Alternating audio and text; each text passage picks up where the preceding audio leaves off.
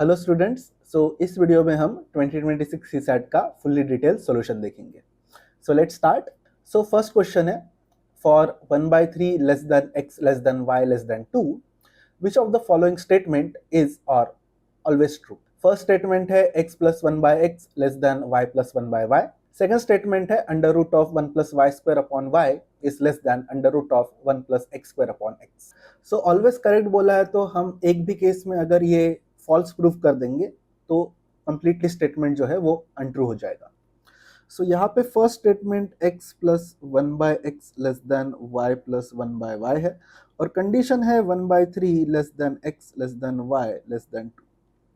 तो इस केस में आप क्या करो, x को एक फ्रैक्शन ले लो और y को जो है एक इंटीजर ले लो। Let's take x is equal to 1/2 and y is equal to 1।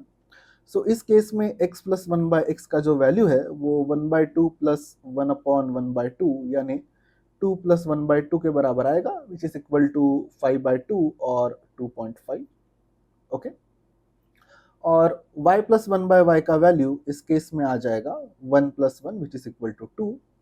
और यहाँ पे हमको पता है कि 2/5 ग्रेटर देन 2 है, तो फर्स्ट स्टेटमेंट जो है हमने अनट्रू प्रूव कर दिया है फॉर वन केस, और इस केस में वो ऑलवेज ट्रू बोला है तो फुल्ली जो है स्टेटमेंट अनट्रू हो जाएगा। ये ऑलवेज करेक्ट नहीं हो पाएगा। ओके, सेकंड स्टेटमेंट में अगर मैं under root of 1 plus y square upon y को under root of 1 plus y square upon under root of y square लिख दूँ और कंप्लीट अंडर रूट में ये 1 plus y square upon y square हो जाएगा, और फिर वाई स्क्वायर को आप दोनों न्यूमरेटर के टर्म्स के डिनोमिनेटर में सेपरेट कर दो। ये under root of 1/y square plus 1 होगा, राइट।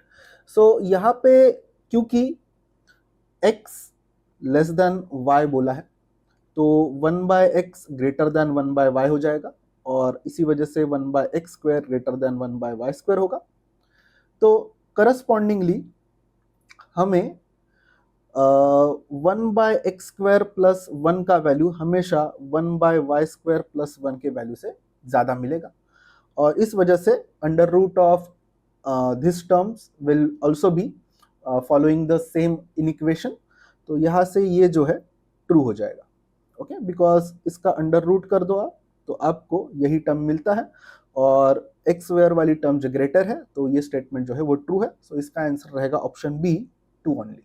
सेकंड क्वेश्चन देखते हैं, what is the minimum number of times one need to measure to get 298 liters of water from a tank if measuring cylinders have capacities 1 liter, 6 liter, 25 liter and 100 liter।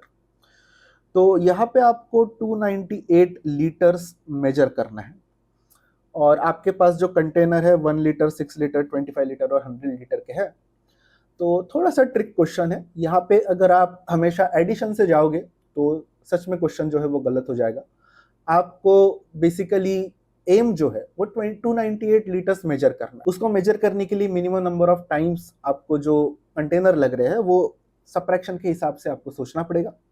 What you can do is, आप 3 बार जो है 100 litre का measurement करो, आपको total 300 litre का एक section मिलेगा water का, और इस 300 लीटर्स में से 2 लीटर्स माइनस कर दो। 2 लीटर्स जो है आप 1 लीटर से मेजर कर सकते हो। 2 बार अगर आप 1 लीटर मेजर करोगे तो ये 2 लीटर्स हो जाएगा, इनका सब्ट्रैक्शन कर देना, आपको 298 लीटर मिलेगा, और इसको मेजर करने के लिए आपको 5 बार जो है मेजरमेंट करना पड़ा ओवरऑल। आंसर रहेगा ऑप्शन बी। अगर एडिशन से जाओगे तो बहुत गड़बड़ हो जाएगी, आप फिर 200 फिर 75 फिर 23 बच जाएगा, और उसको मेजर करने के लिए फिर 6 टाइम्स 3, तो बहुत लंबा जाएगा। उस वे से जाओगे तो आपका आंसर डेफिनेटली गलत आने वाला है। Okay, there are 4 types of weights, namely 1 kg, 2 kg, 5 kg and 10 kg. What is the maximum number of different ways one can measure 20 kg if at least 8 but not more than 11 weights of 1 kg are to be used while measuring? तो आपको 8 और 11 इनके बीच में आप 8 बार, 9 बार, 10 बार, 11 बार जो है 1 kg का weight use कर सकते हो 20 kg मेजर करने के लिए। इसके करस्पॉन्डिंग आप 8 kg मेजर करोगे तो 20 kg मेजर करने के लिए आपको जो रिमेनिंग वेट रहेगा दैट वुड बी 12 kg। यहाँ पे रिमेनिंग वेट 11 kg, यहाँ पे 10 kg और यहाँ पे 9 kg। और फिर आपको देखना है कि 12 kg आप कितने वेज में मेजर कर सकते हो, राइट। सो हर एक के लिए ऐसा करते हैं। सो 12 kg मेजर करने के लिए मैं 10 kg और फिर 1 kg तो मैं यूज़ नहीं कर सकता और 2 kg यूज़ कर सकता हूँ, तो इससे मेरा 12 kg आ जाएगा। फिर 5 kg 5 kg अगेन 2 kg ऐसे आएगा। इसके बाद आप 2 kg जो है वो 6 बार ले सकते हो, इससे भी 12 kg आ जाएगा। तो इससे जो है ये 3 वेज निकलेंगे। फिर आता है 11 kg। देखो 11 kg अगर आपको मेजर करना है तो आप इवन वेट्स यूज नहीं कर सकते, आपको एक न एक ऑड वेट लेना ही पड़ेगा, राइट। सो इस हिसाब से आपका 5 kg जो है हर केस में आने वाला है। तो अगर मैं 5 kg एक बार यूज करता हूँ तो बच जाएगा 6 kg, उसको मैं 2 into 3 के हिसाब से यूज कर सकता हूँ। और फिर आप 5 kg 2 टाइम्स यूज करोगे तो आपको 1 kg यूज करना पड़ेगा, जो कि कर नहीं सकते। तो यही एक सिंगल वे रहेगा। यहाँ पे वेज जो है मेरे 3 हो जाएंगे, यहाँ पे 1 हो जाएगा। फिर अगेन हम इवन वेट पे आते हैं तो अगेन मैं एक बार 10 kg यूज कर सकता हूँ, उससे 10 kg मेजर हो जाएगा। 2 बार 5 kg यूज कर सकता हूँ और 5 बार 2 kg यूज कर सकता हूँ। तो ये 3 वेज आ गए। फिर अगेन 9 kg है, ऑड है तो आपको एक ऑड वेट तो लेना ही पड़ेगा। आप 5 kg लोगे तो आपको 2 बार फिर जो है 2 kg लेना पड़ेगा, तो इसका भी एक वे आ जाएगा। तो इस तरीके से 3 + 3 6 + 2 8, option B would be your correct answer. Okay, अगला क्वेश्चन देखते हैं। A cut on a solid object divides the object into two parts, where the new surfaces thus produced are plane. On the other hand, one single cut can be used to cut more than one object at a time. If in an experiment the total number of pieces produced by applying n cuts is denoted by xn, the experiment is performed on a solid cube where pieces remain unmoved after each cut. In this experiment, if after the third cut the pieces are identical, then which of the following is not a possible value for x4? तो x4 का मतलब जो है, x4 means आपने 4 cuts किए हैं, और cube के केस में आपको अगर मैक्सिमम नंबर ऑफ पीसेस निकालने हैं तो इन कट्स को इक्वली डिवाइड करना पड़ेगा। अब 4 को हम 3 इक्वल पार्ट्स में डिवाइड तो नहीं कर सकते, तो एटलीस्ट 2 जो है वो इक्वल वैल्यूज लेने पड़ेंगे। तो आई कैन राइट 4 = 2 + 1 + 1, और इसके करस्पॉन्डिंग जो है जो नंबर ऑफ पीसेस आ रहे हैं वो मुझे मिल जाएंगे। इनमें एक एक ऐड करके मल्टीप्लाई कर दो। सो 2 + 1 3 × 1 + 1 2 × 1 + 1 2, so that is equal to 12। तो मैक्सिमम टू मैक्सिमम आप x4 से 12 पीसेस जो है वो ला सकते हो, और इस वजह से ऑप्शन में देखा जाए तो 16 पीसेस लाना इम्पॉसिबल है। तो हमारा आंसर रहेगा कि 16 is not a possible value of x4। Okay, next question on average.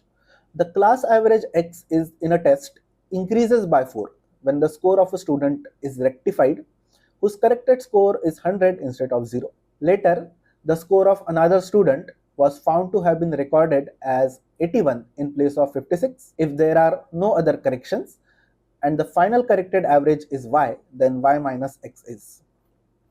तो जब एक स्टूडेंट का स्कोर जो है 0 लिया है, यानी हमारे sum of score of remaining students upon total students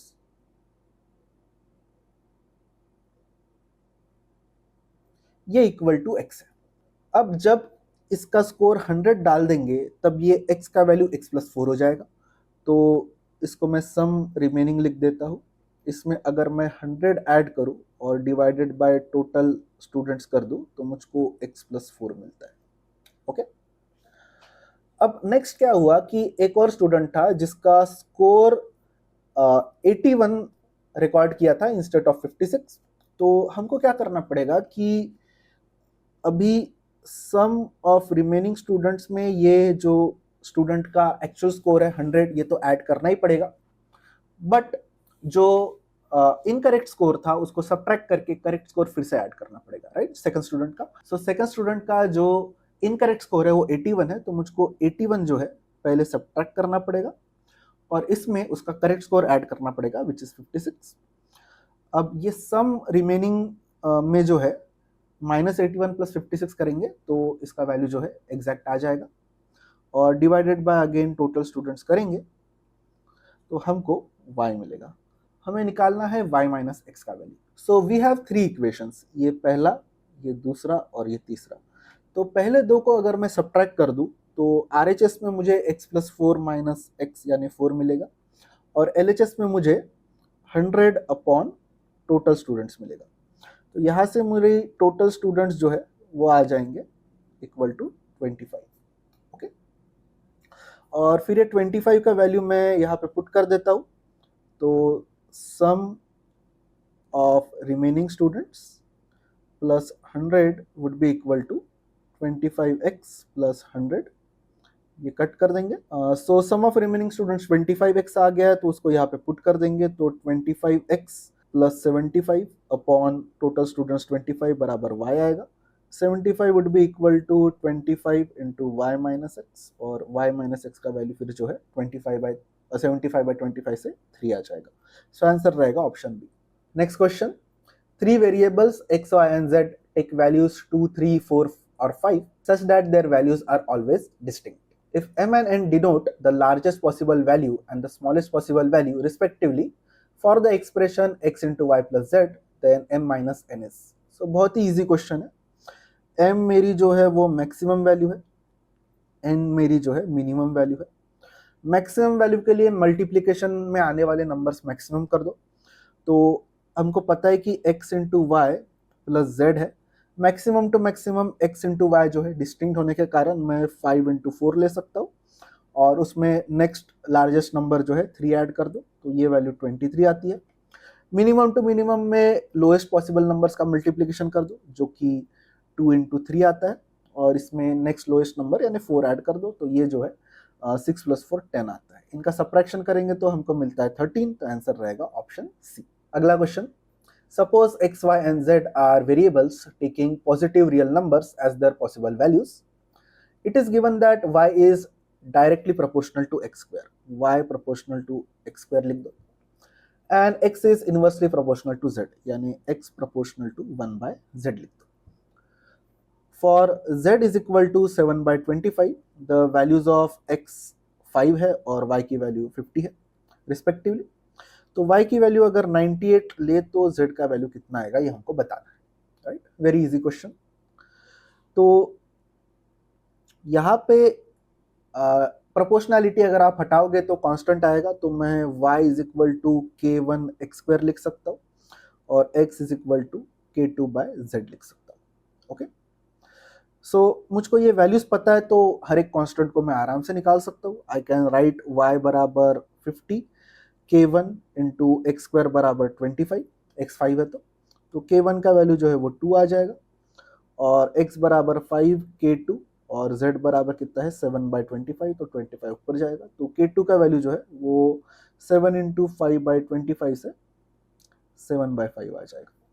और y बराबर 98 दिया है, मुझको z निकालना है, तो y से मैं पहले x निकाल लेता हूँ और फिर x से मैं z निकाल लूंगा। तो I put y is equal to 98, k1 बराबर 2 इंटू एक्स स्क्वायर, तो एक्स स्क्वायर बराबर 49 हो जाएगा, यानी x का वैल्यू 7 आएगा। यहाँ पे 7 का वैल्यू पुट कर देंगे तो 7 बराबर k2 का वैल्यू कितना है 7 बाई 5 है, तो 7 बाई 5 इंटू जेड आएगा। 7 कट होके z का वैल्यू आ जाएगा 1 बाई 5, तो हमारा आंसर रहेगा ऑप्शन बी। तो वेरी स्ट्रेट फॉरवर्ड क्वेश्चन, थोड़ा सा ही कैलकुलेशन है, आराम से इजीली आंसर आ जाएगा। अगला question, P, Q, R, S and T are ranked 1 to 5, not necessarily in that order. The rank of P is 4, तो P का रैंक जो है 4 है। Rank of Q is not 5, Q not equal to 5 है। Rank of R is 1, R is equal to 1 है। Rank of S is not 2, S not equal to 2 है। Rank of T is not 3, तो T not equal to 3 है। Which of the following is correct बताना है। तो पहला जो statement है वो कह रहा है कि अगर S बराबर 3 है then T is equal to 2, और सेकंड स्टेटमेंट कह रहा है कि अगर Q बराबर 3 है देन T बराबर 5। ओके, सो दोनों स्टेटमेंट्स में कौन से स्टेटमेंट्स करेक्ट है हमको बताना है। सो आई नो कि अगर मैं P, Q, R, S, T लिखूँ तो डेफिनेटली मुझको R का वैल्यू 1 पता है, P का वैल्यू 4 पता है, तो Q, S और T कौन से वैल्यूज ले सकता है 2, 3 और 5, ये वैल्यूज ले सकता है। तो पॉसिबिलिटीज क्या है, अगर s बराबर मैं 3 कर दूं, s इक्वल टू 3 करूं, तो q का वैल्यू जो है 2 और 5 नहीं हो सकता, 2 और 5 में से कोई होगा। अगर q 5 नहीं है तो q का वैल्यू 2 हो जाएगा और t का वैल्यू 5 हो जाएगा, राइट। तो फर्स्ट स्टेटमेंट जो है इनकरेक्ट है। फिर अगर q का वैल्यू मैं 3 लेता हूं, तो यहाँ पे s का वैल्यू जो है 2 और 5 में से कुछ होगा, s 2 नहीं हो सकता तो 5 हो जाएगा और t जो है वो उस करस्पॉन्डिंगली 2 आएगा। तो t बराबर 5 ये भी इनकरेक्ट रहेगा। तो दोनों स्टेटमेंट जो है इनकरेक्ट है, तो नीदर 1 और 2 आर करेक्ट, आंसर रहेगा ऑप्शन डी। अगला question, two identical straight rods are painted in 5 distinct colours so that each of them gets divided into 5 equal parts। तो दोनों रॉड को हमने पेंट किया है, दोनों पे 5-5 कलर लगाए हैं along the length। In one of them the portion are marked P1, P2, P3, P4, P5, not necessarily in that order, whereas in the other they are marked Q1, Q2, Q3, Q4, Q5, not necessarily in that order। When the rods are kept parallel to each other side by side, तो यहाँ पे मैं 2 rod ले लेता हूँ, एक ये और ये, ओके। इनको 5 पार्ट में डिवाइड कर दो, 1 2 3 4 5, 1 2 3 4 5, राइट। पैरेलली मैंने रखा है। तो क्या ऑब्जर्वेशन है, P1 एंड Q3 मैच। तो P1 मैच कर रहा है Q3 से, ओके। P4 मैचेस Q1 और Q2। तो P4 या तो Q1 को मैच करेगा या Q2 को मैच करेगा। Q4 मैचेस P3 और P5। तो Q4 मैच कर रहा है या तो P3 से या P5 से। If Q3 and Q5 are adjacent, यानी Q3 और Q5 अगल बगल में है, which of the following are possible. क्या पॉसिबिलिटीज है, बस ये बताना है हमें। तो फर्स्ट है कि Q3 is marked at the middle portion of the straight rod, यानी Q3 जो है वो मिडल में है, ये पहला स्टेटमेंट है। और दूसरा स्टेटमेंट है P2 is marked at one of the extreme portion of the rod. तो P2 जो है ये एक्सट्रीम पे है, ओके। सो पॉसिबिलिटी बोला है, तो वो पॉसिबिलिटी ट्रू है या नहीं, एक ही केस में अगर ट्रू कर देंगे तो पॉसिबल हो जाएगा। तो पहले केस में हम Q3 को मिडल में लेते हैं, यहाँ पे Q3 लेते हैं। अब Q3 और Q5 जो है एडजेसेंट है, तो या तो यहाँ पे Q5 आएगा या तो यहाँ पे Q5 आएगा, राइट। और Q3 जो है P1 के साथ मैच कर रहा है, तो P1 इधर आएगा, okay. So let's say Q5 मैंने राइट साइड में रख दिया। अब यहाँ पे मुझको P4 को Q1 या Q2 के साथ मैच करना है। सो लेट्स से मैंने Q1 यहाँ पे रख दिया और P4 यहाँ पे रख दिया, और फिर Q4 यहाँ पे रख दिया, P5 यहाँ पे रख दिया। फिर बाकी तो फिर मैं यहाँ पे Q2 रख सकता हूँ, और बाकी मेरे पास और कोई कंडीशंस तो है नहीं, right. I can match this with P2 and this with P3। तो P4 जो है वो Q1 के साथ मैच हो रहा है, तो ये सही हो गया। Q4 जो है वो P5 के साथ मैच हो रहा है, ये सही हो गया। P1 और Q3 जो है वो मैच कर रहे हैं, वो हो गया। Q3 Q5 एडजेसेंट हो गया, वो हो गया। तो हाँ, पॉसिबिलिटी है कि आप जो है Q3 को मिडल में रखो और सारे जो है आपके गिवन स्टेटमेंट जो है वो ट्रू हो जाए, ओके। नेक्स्ट स्टेटमेंट जो है वो P2 के बारे में है। अब यार अगेन यही अगर मैं रखता भी हूँ, तो मैं P2 को यहाँ पे रख दूंगा, P2 Q2 के साथ मैच हो जाएगा, और बचा हुआ P3 जो है वो Q5 के साथ मैच हो जाएगा। तो भी सारे स्टेटमेंट तो ट्रू हो ही रहे हैं, राइट। तो ये भी पॉसिबल है। तो both of the possibilities are definitely true. तो यहाँ पे both 1 and 2 option C would be the correct answer, okay. अगला question, 7 persons A B C D E F and G travel by 3 cars XYZ, okay. तो 7 मेरे person है, 3 मेरे गाड़ियां हैं, और मुझे इंफॉर्मेशन क्या दी है कि A and another 2 of them travel by X। तो X में A और 2 लोग हैं, right. Only E travels with G। तो E जो है वो G के साथ ट्रेवल कर रहा है, कौन सी गाड़ी है फिलहाल पता नहीं, okay. C travels by Z। अब ये दोनों साथ में जा रहे हैं, तो C जो है Z से जा रहा होगा, तो Y से ही E और G को जाना पड़ेगा definitely. But B does not travel by Y, तो बी जो है वो या तो एक्स या तो जेड दोनों में से जा सकता है, B can go from X और Z. Okay, besides A and B do not travel in the same car, तो ए एक्स में है तो ऑब्वियसली बी को जो है फिर जेड में होना पड़ेगा, right. Which of the following is correct, तो बच कौन गया अभी, डी और ई बच गया, तो डी और ई फिर डी तो नहीं, हाँ सॉरी एफ बच गया था, तो डी और एफ जो है वो ए के साथ एक्स में ट्रैवल करेंगे, तो नो वन ट्रैवल्स अलोन, ये बात सही है, first statement is true. Only D travels with F, नहीं डी जो है वो ए के साथ और एफ के साथ जा रहा है, तो ये स्टेटमेंट इनकरेक्ट है। Only C travels with B, तो ये स्टेटमेंट करेक्ट है, तो 1 and 3 आर करेक्ट, मेरा आंसर रहेगा ऑप्शन बी। अगला question, there are 4 statements x, y, z and w, their relation are as follows. If x is incorrect then so is z, तो x जो है वो incorrect है, तो z भी इनकरेक्ट है। Okay, if y is incorrect, तो y अगर इनकरेक्ट है then w is correct. Okay, if w is correct then x is incorrect.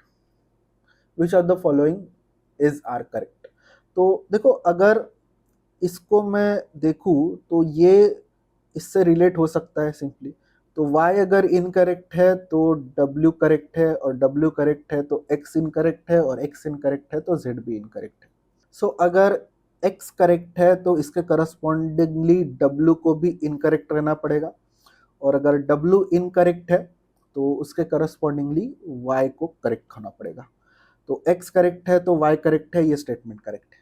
Okay, if z is correct, तो z अगर करेक्ट है तो इसके करस्पॉन्डिंगली x को भी करेक्ट रहना पड़ेगा, x अगर करेक्ट है तो w इनकरेक्ट हो जाएगा और y जो है करेक्ट हो जाएगा। तो if z is correct then it is not necessary that y is correct, नहीं भाई नेसेसरी है, राइट, या तो करेक्ट रहेगा या तो इनकरेक्ट रहेगा, और अगर एक कंडीशन फुलफिल होती है तो उसके अपोजिट वाली जो कंडीशन है एग्जैक्ट अपोजिट, वो कंडीशन भी फुलफिल होनी है। तो एग्जैक्ट अपोजिट कंडीशन में अगर मैंने z को करेक्ट कर दिया तो x उसका उल्टा करेक्ट, w उसका उल्टा इनकरेक्ट और y उसका उल्टा करेक्ट हो जाएगा, तो नेसेसरीली ट्रू होना चाहिए। तो नेसेसरीली ट्रू नहीं है बोला है तो ये स्टेटमेंट को हमको कट करना पड़ेगा, इनकरेक्ट करना पड़ेगा, तो हमारा आंसर रहेगा ऑप्शन है 1 ओनली। अगला question, x and y are two runners who run for the same duration of time on the same circular track. They started running at the same time in the same direction with uniform speed. When x completed 7 rounds, y did exactly 5. After completing 5 rounds, y changed his direction and started running in the opposite direction with the speed which is double of his earlier speed. On the other hand, x continued to run with the same speed.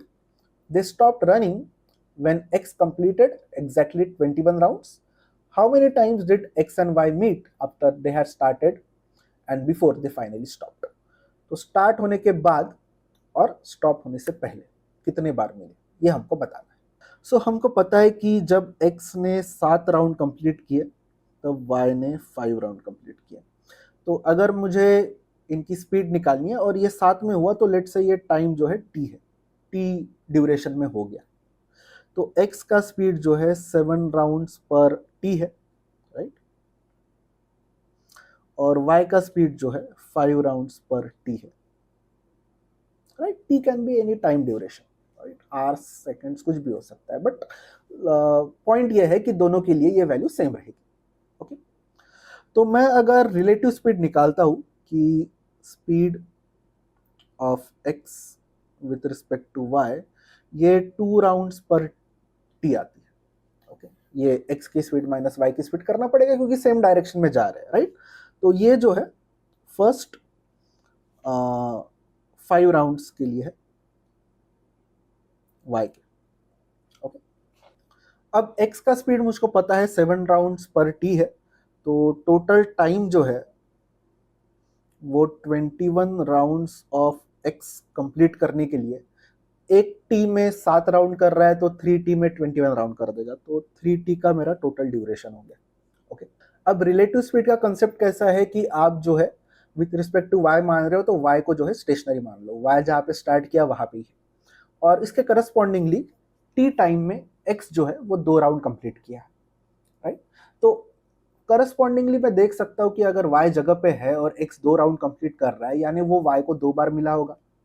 तो मेरे 5 round के time में x जो है y को 2 times मिला है, right, इन t time.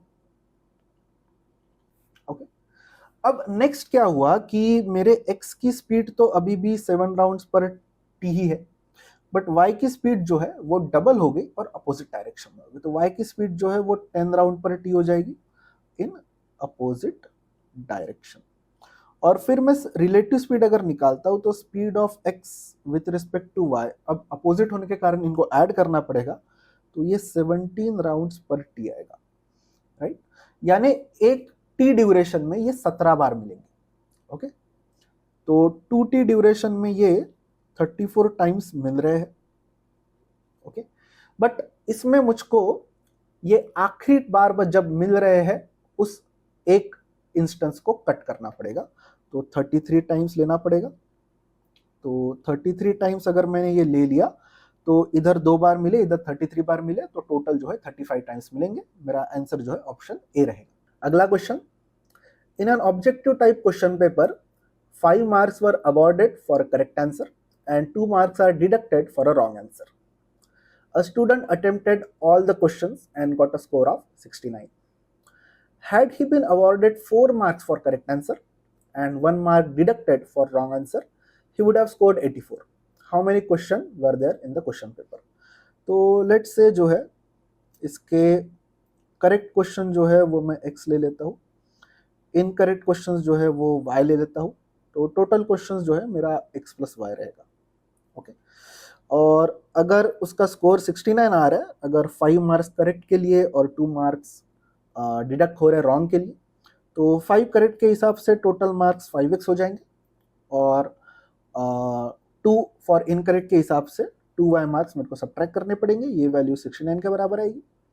और दूसरे केस में बोला है कि अगर करेक्ट के लिए 4 मार्क्स अवॉर्ड करते तो उसके टोटल मार्क्स हो जाते 4x, और 1 मार्क डिडक्ट करते तो माइनस करना पड़ता 1 इंटू वाई यानी y, तो टोटल मार्क्स उसके 84 आते। अब ये दो इक्वेशंस को सॉल्व करके x और y निकालना है। इसको 2 से मल्टीप्लाई कर दो, तुमको 8x माइनस 2y बराबर 84 इंटू 2 168 हो जाएगा। इसमें से ऊपर वाली इक्वेशन हम सब्ट्रैक्ट कर देंगे, माइनस करेंगे तो इधर 3x बराबर 168 माइनस 69 99 हो जाएगा। x का वैल्यू 33 आएगा, x का वैल्यू पुट कर देंगे इस इक्वेशन में, कुछ नहीं होता, तो 33 इंटू 5 करेंगे तो 5 3 सा 15 कैरी 1 5 3 सा 15 165 माइनस 2y बराबर 69 आएगा। 2y का वैल्यू 165 माइनस 69 यानी 90, 15 माइनस 9 कितना 6 96 होगा, तो y का वैल्यू जो है वो 48 आ जाएगा। तो टोटल क्वेश्चंस मेरे इन दोनों का सम रहेगा, तो इनको ऐड करेंगे तो 33 प्लस 48, 8 प्लस 3 11 कैरी 1 और 8 आ जाएगा, तो 81 answer would be option B. अगला question, an explosion takes place at a certain distance from an army camp. As soon as the sensor in the camp receives the sound of the explosion, a drone starts flying towards the spot of explosion. The drone clicks a picture from the spot and the camp receives it at the same time. Immediately, another drone starts flying to the spot and it also sends a picture as soon as it reaches the spot. The two pictures were received at 5:02 p.m. and 5:05 p.m. respectively. If the speed of drone is 30 meters per second, at what time did the explosion takes place? Assume that speed of sound is 300 meters per second. So chronology देखते हैं। ये late से explosion की site है, यहाँ पे explosion हुआ है और यहाँ से d डिस्टेंस पे मेरा आर्मी कैंप है। तो साउंड जो है वो पहले ये d डिस्टेंस ट्रैवल करके यहाँ पे पहुंचा होगा, यहाँ से मेरा ड्रोन निकला, राइट। ड्रोन ने भी d डिस्टेंस कवर किया, d डिस्टेंस कवर करके उसने पिक्चर लिया, तो यहाँ पे पिक्चर 1 यहाँ पे आके ड्रोन ले लेगा। ये टाइम है 5:02 PM, तो ये मेरा ड्रोन 1 है। और जैसे ही पिक्चर रिसीव हुआ वो तो इमीडिएटली रिसीव हो गया। यहाँ पे मेरा ड्रोन 2 है, वो यहाँ से निकला और वो d डिस्टेंस ट्रैवल किया और यहाँ पे उसने पिक्चर 2 ले लिया। पिक्चर 2 का टाइम जो है 5:05 PM है। तो पहला पिक्चर लेने के बाद मेरा सेकंड ड्रोन इमीडिएटली ट्रैवल करना स्टार्ट किया है और पहुंचने के लिए जो टाइम है उसका 5:05 है। तो इन दोनों के बीच का जो टाइम डिफरेंस है जो कि 3 मिनट होगा, इस 3 मिनट में मेरे ड्रोन ने ये डी डिस्टेंस कवर किया है। तो डी डिस्टेंस का वैल्यू ये 3 मिनट यानी 180 सेकंड होगा, और डिस्टेंस जो है स्पीड इंटू टाइम है, स्पीड मुझको 30 दी है, टाइम मेरे को 180 सेकंड दिया है। तो ये डी का वैल्यू 15×3=54, तो 5400 मीटर जो है डिस्टेंस आ जाएगा। और साउंड का स्पीड जो है वो 300 मीटर पर सेकंड है। तो साउंड को ट्रैवल करने के लिए जो टाइम लगेगा, डिस्टेंस 5400 डिवाइडेड बाय स्पीड 300, तो ये 2 0 कट जाएंगे और 54/3 करेंगे तो 18 सेकंड्स आएगा।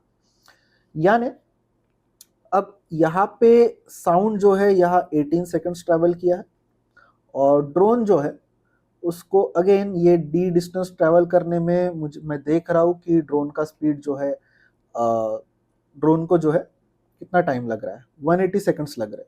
तो 180 सेकंड्स लग रहे हैं। तो मुझको बताना है कि एक्सप्लोजन कितने बजे हुआ है। तो ये 5:02 से ये 180 सेकंड्स और ये 18 सेकंड्स मुझको सब्ट्रैक्ट करने पड़ेंगे।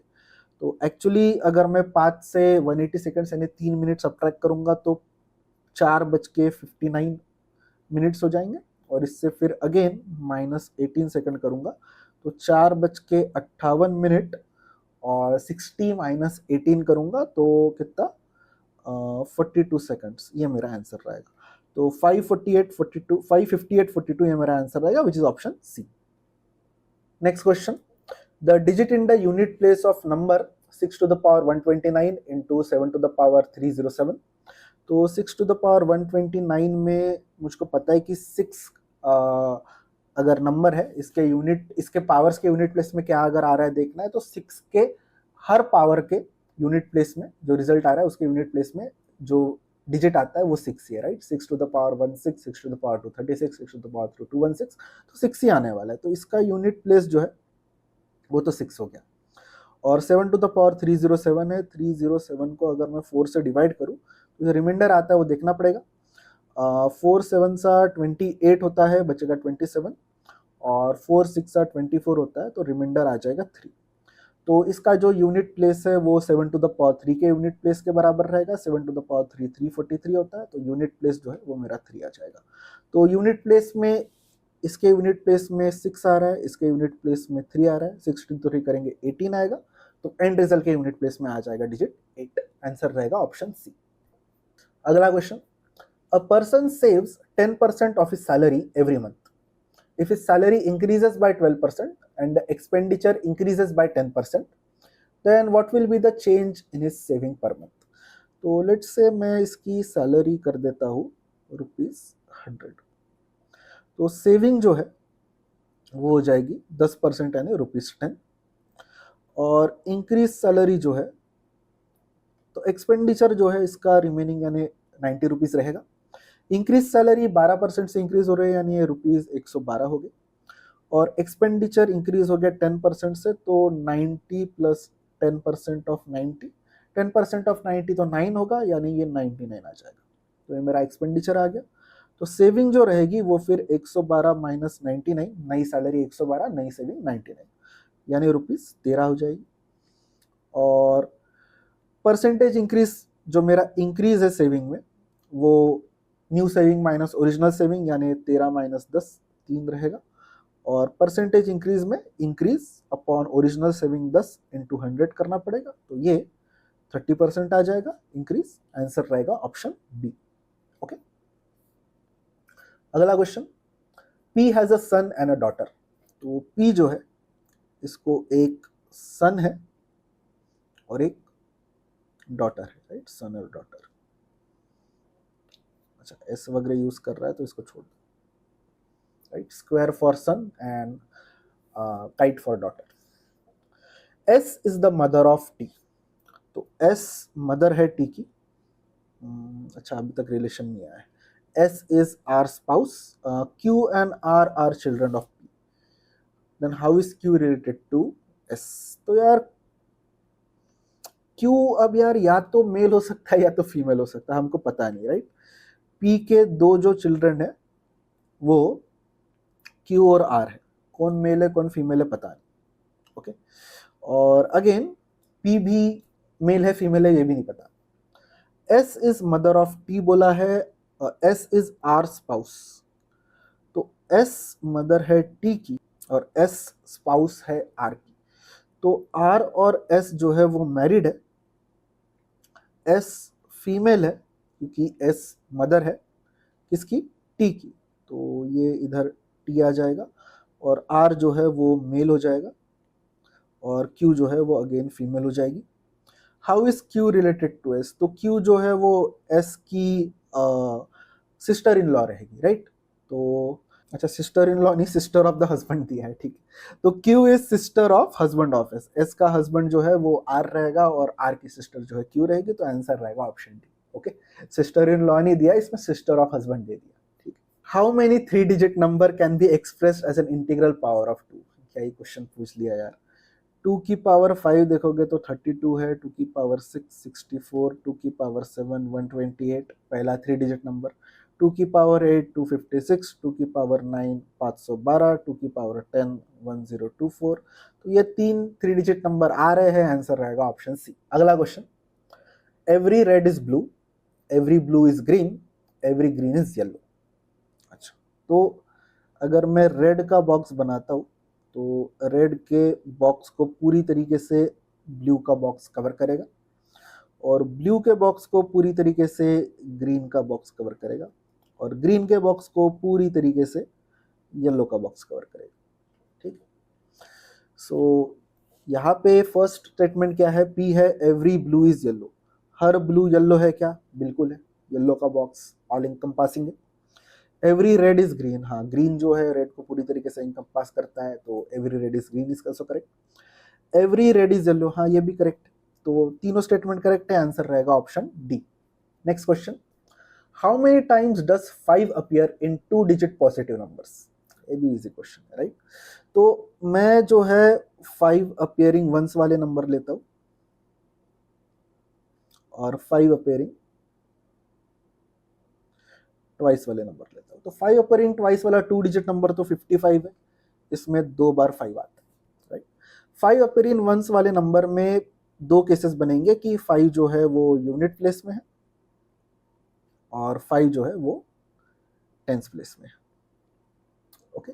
5 अगर यूनिट प्लेस में है तो 5 यहाँ पे फिक्स हो गया। यहाँ पे कौन से नंबर आ सकते हैं, 1 to 9 एक्सेप्ट 5 आ सकता है, तो 1 to 9 मेरे 9 नंबर है, इसमें से एक नहीं आएगा तो 8 नंबर आ सकते हैं, तो ऐसे मेरे 8 नंबर हो जाएंगे। और 5 टेंस प्लेस में अगर मैं लेता हूँ तो यहाँ पे कितने नंबर आ सकते हैं, यहाँ पे 0 to 9 आ सकते हैं, राइट। उधर 0 नहीं आ सकता था क्योंकि फिर वो 1 डिजिट नंबर बन जाता, तो 0 to 9 मेरे 10 नंबर है, इसमें से 5 नहीं आ सकता, राइट, एक्सेप्ट 5, तो यहाँ पे मेरे 9 नंबर आ जाएंगे। तो 8 + 9 यानी 17 बार 5 एक भी बार अपेयर हो रहा है तो एक ही बार लेना पड़ेगा, और यहाँ पे 2 बार अपेयर हो रहा है, तो मेरा आंसर 17 + 2 19, ऑप्शन बी आएगा। Next question, x travels 6 kilometre on a bicycle with average speed of 5 kilometre per hour, 10 kilometre per hour and 4 kilometre per hour during the first 1 kilometer, the next 2 kilometer and the remaining 3 kilometer respectively. Y travels the same distance with average speed of 4 kilometer per hour, 10 kilometer per hour and 5 kilometer per hour respectively. How many minutes early will Y complete the journey if both X and Y start at the same time? तो journey क्या है, 1 kilometre plus 2 kilometre plus 3 kilometre की। X का अगर मैं time देखूं, मुझको पता है कि टाइम जो है डिस्टेंस अपॉन स्पीड होता है। 1 किलोमीटर के लिए टाइम जो है 1/5 हो जाएगा आर में, 2 किलोमीटर के लिए 2/10 और 3 किलोमीटर के लिए 3/4। वाई के लिए जो टाइम है वो अगेन 1/4 प्लस 2/10 प्लस 3/5, राइट। कुछ नहीं किया, ये जो 3 मेरे को डिस्टेंस दिए हैं इनके करस्पॉन्डिंग जो स्पीड्स है उनसे डिवाइड कर दिया और फिर ऐड करके मेरा नेट टाइम आ जाएगा। तो टाइम फॉर एक्स में मेरा जो एलसीएम है वो 20 आ जाएगा, और 5 4 सा 10 2 सा तो 2 2 सा 4 और 4 5 सा तो 3 5 सा 15, ये आ जाएगा कितना 19 + 4 23/20 आवर्स आएगा। और y के लिए जो टाइम है अगेन एलसीएम में 20 लूंगा, 4 5 सा तो 1 इंटू 5 5, 10 2 सा तो 2 इंटू 2 4, और 5 4 सा तो 3 इंटू 4 12। ये कितना आ जाएगा, 16 प्लस 5 21/20 आ जाएगा। तो कितने जल्दी पहुंच रहा है, इनके टाइम का डिफरेंस ले लेते हैं, tx माइनस टी वाई। ये 23/20 माइनस 21/20 यानी 2/20 यानी 1/10 आर होगा। ठीक है, तो मिनट्स में अगर निकालना है तो 1/10 आर 1/10 इंटू 60 6 मिनट्स हो जाएगा, यानी y जो है 6 महीने यानी y जो है वो 6 मिनट्स पहले पहुंचेगा। तो आंसर रहेगा option D 6। Next question, 7 cubes are identical in shape. Out of this, weight of each of the 6 cube is equal and weight of the remaining cube is less than the weight of any other cube. Right? 7 cube है, 6 identical wait के है, size के है, तो तीनों सातों का size same है, बट 6 का वेट सेम है, 7वें का वेट जो है वो कम। A balance is used to identify the lightest cube. What is the minimum number of attempt required to distinguish the odd cube with certainty? तो ऑड क्यूब को अगर सर्टेनिटी में आपको बताना है तो 7 में से आप क्या करो, 6 पहले निकाल लो। राइट, 6 क्यूब्स मैंने निकाल लिए और इनको जो है 3 क्यूब्स एक तराजू पे रखे और 3 क्यूब्स दूसरे बैलेंस पे रखे। तो इसमें क्या होगा, 2 पॉसिबिलिटीज है। राइट, 2 पॉसिबिलिटीज, या तो ये बैलेंस हो जाएंगे, अगर ये बैलेंस हो गए तो ये जो मैंने छोड़ा हुआ क्यूब है ये मेरा कम वेट वाला क्यूब डायरेक्टली पता चल जाएगा। तो ये जो है यहाँ से मुझको पता चल जाएगा, तो उस केस में तो एक ही से मेरा आंसर आ जाएगा। बट मुझको सर्टेनिटी के साथ बताना है तो यहाँ पे दूसरा भी केस हो सकता है कि वन बैलेंस गोज डाउन। ठीक है, ये 3 में ऐसा हो सकता है कि अगर मेरा एक बैलेंस में कम वेट वाला क्यूब आ जाता है तो दोनों वेट्स अनइवन हो जाएंगे और एक बैलेंस नीचे जाएगा, एक बैलेंस ऊपर जाएगा। तो जो बैलेंस नीचे जा रहा है उसको इग्नोर कर दो। ठीक है, तो मेरे पास अभी 3 क्यूब्स बचेंगे जो ऊपर गए थे उसमें से। राइट, तो क्या किया मैंने, 3 क्यूब लिए, अगर बैलेंस हो गए तो जो बचा हुआ है वो मेरा कम वेट वाला क्यूब हो जाएगा। अगर एक ऊपर जा रहा है तो जो लाइटर है वो ऊपर जाएगा, तो उसको मेरे को पकड़ना पड़ेगा। जो नीचे जा रहा है वो तो हेवियर वाला रहेगा, तो वो तीनों जो है आइडेंटिकल रहेंगे। तो मेरे पास 3 क्यूब आ जाएंगे, इसमें से 2 क्यूब उठा लो और फिर से बैलेंस पे पुट कर दो। राइट, अब यहाँ पे भी अगेन 2 पॉसिबिलिटी है। पहली पॉसिबिलिटी है कि ये जो है वो बैलेंस हो जाएंगे, बिल्कुल इवन आ जाएंगे। अगर ये बैलेंस हो गए तो ये जो मेरा एक छोड़ा हुआ क्यूब था ये कम वेट वाला क्यूब हो जाएगा। और अगर नहीं है तो अगेन 1 गोज डाउन, एक नीचे जाएगा एक ऊपर जाएगा, तो जो ऊपर जा रहा है वो मेरा जो है लाइटर वाला क्यूब रहेगा। तो 2 ही बार मेरे को मेजरमेंट करना पड़ रहा है, तो सर्टेनिटी के साथ मुझको अगर बताना है तो 2 ही अटेम्प्ट लगेंगे। राइट, पहले अटेम्प्ट में अगर पता चल गया तो पता चल गया। राइट, अगर सेम बैलेंस हो रहे हैं, इवन आ रहे हैं दोनों मेरे बैलेंस पे जो वेट्स रखे हैं, तो जो बचा हुआ है वो कम वेट वाला है। अगर नहीं आ रहे हैं तो जो ऊपर वाला सेक्शन है उसमें से जो 3 क्यूब है वो उठा लो, कोई भी 2 को बैलेंस कर दो। अगर वो इवन बैलेंस हो जाते हैं तो जो बचा हुआ है वो कम वेट वाला है, अगर नहीं होते तो जो ऊपर जा रहा है वो वाला है। तो 2 ही मेरे को अटेम्प्ट लगेंगे, आंसर रहेगा ऑप्शन ए। सो डायरेक्शन से रिलेटेड नेक्स्ट क्वेश्चन है। मेरे डायरेक्शन जो है नॉर्थ साउथ ईस्ट वेस्ट। तो person facing east travels 4 kilometre straight, तो 4 किलोमीटर इसको चला दो straight. Then turns right and travels right, turn करेगा तो ईस्ट में डायरेक्शन में राइट टर्न करेगा तो साउथ की तरफ जाएगा, साउथ में गया ये 3 kilometre. Then further turn left, left turn करेगा तो इधर जाएगा और ट्रैवल करेगा 2 kilometre. Finally turns left and travels 3 kilometre, तो लेफ्ट टर्न करेगा तो ऊपर चला जाएगा। तो यहाँ पे आके रुकेगा। Minimum distance between final point and initial point, तो ये डिस्टेंस कितना रहेगा, 4 और 2 6 आ जाएगा। And the direction in which the person is facing at the final point, final point में लेफ्ट टर्न करके ऊपर की तरफ यानी नॉर्थ की तरफ फेस कर रहे हैं। तो मेरा आंसर 6 किलोमीटर एंड नॉर्थ यानी ऑप्शन डी रहेगा। ओके, अगला question, in a sequence of numbers each number other than the first 2 is the sum of the two immediately preceding numbers from it. If the first two numbers in the sequence are 4 and 7, तो इन दोनों का सम करेंगे तो 11 आएगा, फिर इन दोनों का सम करेंगे 18 आएगा, इन दोनों का सम करेंगे 29 आएगा, इन दोनों का सम करेंगे 47 आएगा। तो 6 नंबर जो है वो 47 रहेगा, आंसर रहेगा ऑप्शन डी। बहुत ही सिंपल क्वेश्चन। अगला क्वेश्चन देखते हैं। The ratio of male to female workers in two companies A and B is 13:10 and 7:5 respectively. If both the companies have the same number of female workers, what is the ratio of total number of workers in A to that of in B? तो total workers का ratio मेरे को निकालना है। ए में जो mail is to female का ratio है ये 13:10 है। बी में जो मेल इज टू फीमेल का रेशो है ये 7:5। तो यहाँ पे मैं ए में जो मेल है, मेल इन ए, ये 13x ले लेता हूँ और फीमेल इन ए जो है वो 10x ले लेता हूँ। फिर मेल इन बी जो है वो 7y ले लेता हूँ और फीमेल इन बी जो है वो 5y ले लेता हूँ।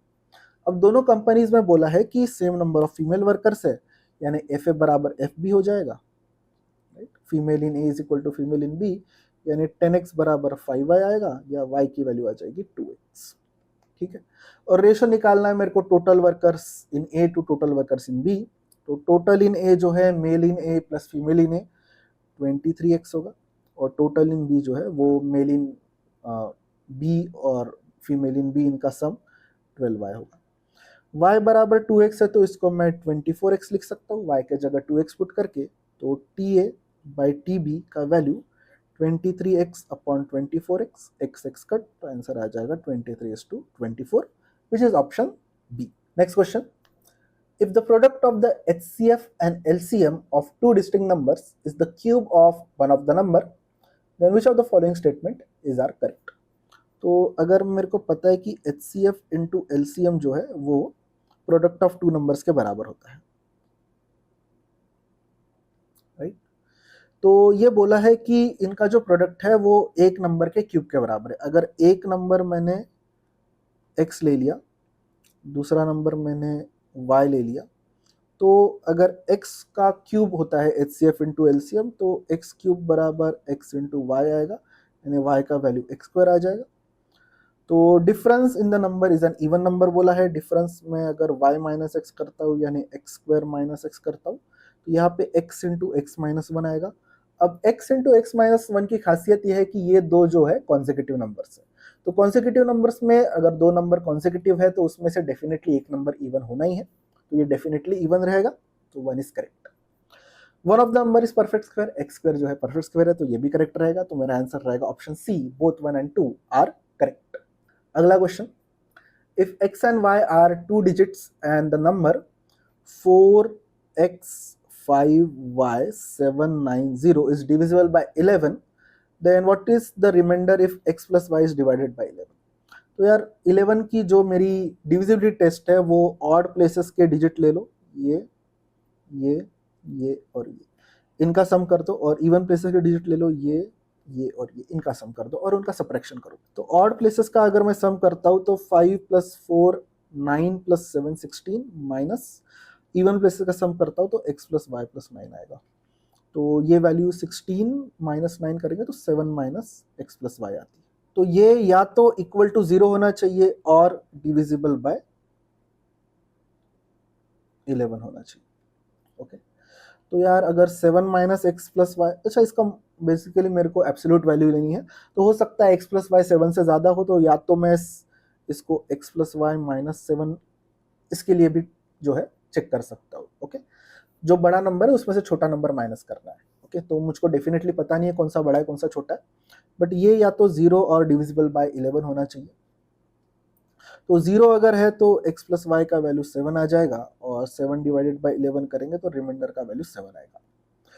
और अगर ये 0 नहीं है बट डिविजिबल बाय 11 है तो यार x और y जो है वो सिंगल डिजिट नंबर है, और 11 से अगर डिविजिबल कराना है तो x + y - 7 को 11 के बराबर कर दो, इससे x + y का वैल्यू कितना आ जाएगा, 11 + 7 = 18 आएगा।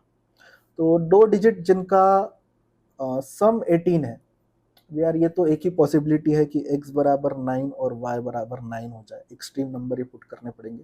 तो इस केस में यही पॉसिबिलिटी है, तो x प्लस वाई जो है डेफिनेटली 18 ही आ सकता है। और 18/11 करेंगे तो अगेन रिमाइंडर जो है 11 वन सा 11, 18 माइनस 11 करेंगे तो रिमाइंडर 7 आएगा। तो दोनों भी केस में, जिस केस में x plus y minus 7 zero है उसमें भी रिमाइंडर 7 है, और जिसमें x plus y minus 7 divisible by 11 है उसमें भी रिमाइंडर 7 है। तो मेरा आंसर रहेगा option D 7। Next question, an alloy of P contains 20% copper and 80% zinc by weight. Another alloy Q contains 60% copper and 40% zinc by weight. A third alloy R is to be prepared from P and Q so that it contains equal amount of copper and zinc. In what ratio the amount of P and Q be mixed in order to get R? यहाँ पे allegation का formula लगाना है जो कि QC bye QD बराबर D minus M upon M minus C है। यहाँ पे C stands for cheaper quantity, D stands for pricier or dearer quantity and M stands for mean price of quantity। तो यहाँ पे मेरे को जो सेम जो मेरा R अलॉय है इसमें equal amount of copper and zinc है। तो अगर मैं जिंक को देखूं तो P में जो है जिंक मेरा 80% है, तो P जो है मेरा डियरर क्वांटिटी हो जाएगा, और Q में मेरा जो जिंक है वो 40% है, तो Q मेरा चीपर क्वांटिटी हो जाएगा, राइट। तो QC बाय QD में क्वांटिटी ऑफ चीपर यानी Q का क्वांटिटी डिवाइडेड बाय डियरर यानी P का क्वांटिटी। अच्छा, मेरा आंसर जो आएगा उसका रेशियो मेरे को उल्टा करना पड़ेगा क्योंकि मुझको निकालना P/Q है। तो Q बाय P में डियरर में मेरा जो परसेंटेज है वो 80 है, मीन में मेरा परसेंटेज जो है वो 50 है, इक्वल अमाउंट हो गया यानी 50-50 हो जाएगा जिंक और कॉपर। फिर मीन में मेरा 50 है और चीपर में मेरा 40 है, तो Q बाय P का वैल्यू आ जाएगा सिंपली 30/10 या 3:1, और इससे P/Q का वैल्यू आ जाएगा इस रेशो का उल्टा यानी 1:3। मेरा आंसर रहेगा ऑप्शन ए। अगला question, A is a 2-digit number with different digits. B is also a 2-digit number and is obtained by reversing the digit of A. If A minus B is a multiple of 27 and A is greater than B, how many such different values of A are possible? तो कितने values possible है A के, मेरे को A greater than B ध्यान में रखना है। बट अगेन A में अगर मैं यूनिट प्लेस पे X ले लूँ डिजिट, टेंस प्लेस पे डिजिट Y ले लूँ, तो A का वैल्यू जो है वो 10y प्लस x आता है, और B जो है वो रिवर्स करके मिलता है, तो टेंस प्लेस में x और यूनिट प्लेस में y हो जाएगा, तो उसके हिसाब से ये 10x प्लस y आएगा। और इनका अगर मैं सब्ट्रैक्शन करता हूँ तो a माइनस बी का वैल्यू ये 9y माइनस 9x आएगा यानी 9 इंटू वाई माइनस एक्स। तो ये अगर मल्टीपल है 27 का, ये जो है किसका मल्टीपल है, मल्टीपल ऑफ 27, तो एक 9 तो आ गया, तो y माइनस एक्स को मल्टीपल ऑफ 3 रहना पड़ेगा, राइट, बिकॉज 9 इंटू 3 27 होता है, तो y minus x should be equal to 3 multiplied by something, तो y minus x should be a multiple of 3। तो 3 के multiple again y minus x जो है सिंगल डिजिट नंबर का सब्ट्रैक्शन है, तो ये डिस्टिंक्ट है, तो मैं इक्वल तो नहीं कर सकता, तो 0 नहीं ले सकता इनका सब्ट्रैक्शन, तो मुझको या तो इनको 3 लेना पड़ेगा, y माइनस एक्स बराबर 3, या तो ये 6 रहेगा या तो ये 9 रहेगा। तो इनके कितने कितने केसेस बन रहे हैं मेरे को देखने पड़ेंगे। अब 3 के लिए y की वैल्यू 4 और x की वैल्यू 1 चलेगा, 5 2 चलेगा, 6 3 चलेगा, फिर अगेन क्योंकि मेरे को y का वैल्यू ग्रेटर रखना पड़ेगा, राइट, मैं रिवर्स नहीं कर सकता क्योंकि a ग्रेटर देन b के लिए y has to be greater than x। तो इसके हिसाब से फिर 7 4 8 5 और 9 6 इतने केसेस हो जाएंगे। सब केस में मेरा y जो है वो ग्रेटर देन x है। तो ये मेरे कितने केसेस हो गए, 6 केसेस हो गए यहाँ पे। y माइनस एक्स बराबर 6 में देखेंगे तो 7 1 होगा, 8 2 होगा और 9 3 होगा, ये मेरे 3 केसेस हो गए। और 9 के केस में ये 9 और 0 नहीं ले सकता यार, क्योंकि अगर मैंने x को 0 ले लिया तो फिर b जो है वो 2 डिजिट नंबर नहीं बचेगा, तो इसके कोई भी केसेस नहीं होंगे। तो मेरा नेट आंसर 6 + 3 9 आएगा, विच इज ऑप्शन बी। अगला question, if 0 is encoded as ZERO को कोड किया है मैंने ADSN। Then how would you encode stop, STOP को कैसे करोगे? तो Z से A आना है तो मुझको +1 करना पड़ेगा, राइट, Z+1 आगे बढ़े Z से। E से D गए तो -1 करना पड़ेगा, R से S गए +1 करना पड़ेगा, और O से N गए माइनस करना पड़ेगा, राइट, LMNO। तो यही करते हैं। तो S से एक आगे जाएंगे RST आएगा, T से एक पीछे जाएंगे S आएगा, O से एक आगे जाएंगे LMOP आएगा, और P से एक पीछे जाएंगे तो अगेन O आएगा। तो TSPO option B would be the correct answer. Next question is, there are 3 types of rectangular tiles, 3x3, 3x7 and 3x11. An area of rectangular shape of dimension 3x100 is to be covered using these tiles without breaking them. If X and Y are the maximum and minimum number of tiles of various sizes respectively that can be used to cover the area exactly, then X minus Y is. So हमारा जो given area है उसका shape जो है it is 3x100. So इस तरीके से वो shape है। So obviously यहाँ पे हमको जो तीनों टाइल्स दिए हैं उन सब का एक डायमेंशन 3 है, राइट।